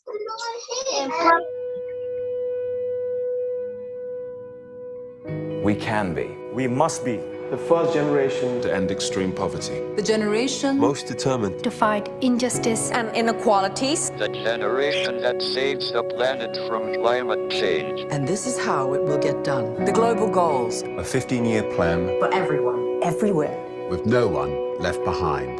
We will live in a world where nobody anywhere lives in extreme poverty. Where no one goes hungry. Where no one wakes in the morning asking if there will be food today. We will live in a world where no child has to die of diseases we know how to cure. and where proper health care is a lifelong right for us all. We will live in a world where everyone goes to school. And education gives us the knowledge and skills for a fulfilling life. We will live in a world where all girls and all women have equal opportunities to thrive and be powerful and safe. We cannot succeed if half the world is held back. we will live in a world where all people can get clean water and proper toilets at home, at school, and at work. We will live in a world where there's sustainable energy for everyone. Heat, light, and power for the whole planet. without destroying the planet. We will live in a world where economies prosper. And new wealth leads to decent jobs For everyone. And we will live in a world where our industry, our infrastructure, and our best innovations are not just used to make money, but to make all our lives better. we will live in a world Where prejudices and extremes of inequality Are defeated inside our countries and between different countries. Where people live in cities and communities that are safe, progressive, And support everyone who lives there. where we replace What we consume. Planet where we put back What we take out of the earth. We live in a world that is decisively rolling back the threat of Climate change. Where we restore and protect the life in our oceans and seas. We'll restore and protect life on land, The forests, Animals. The earth itself.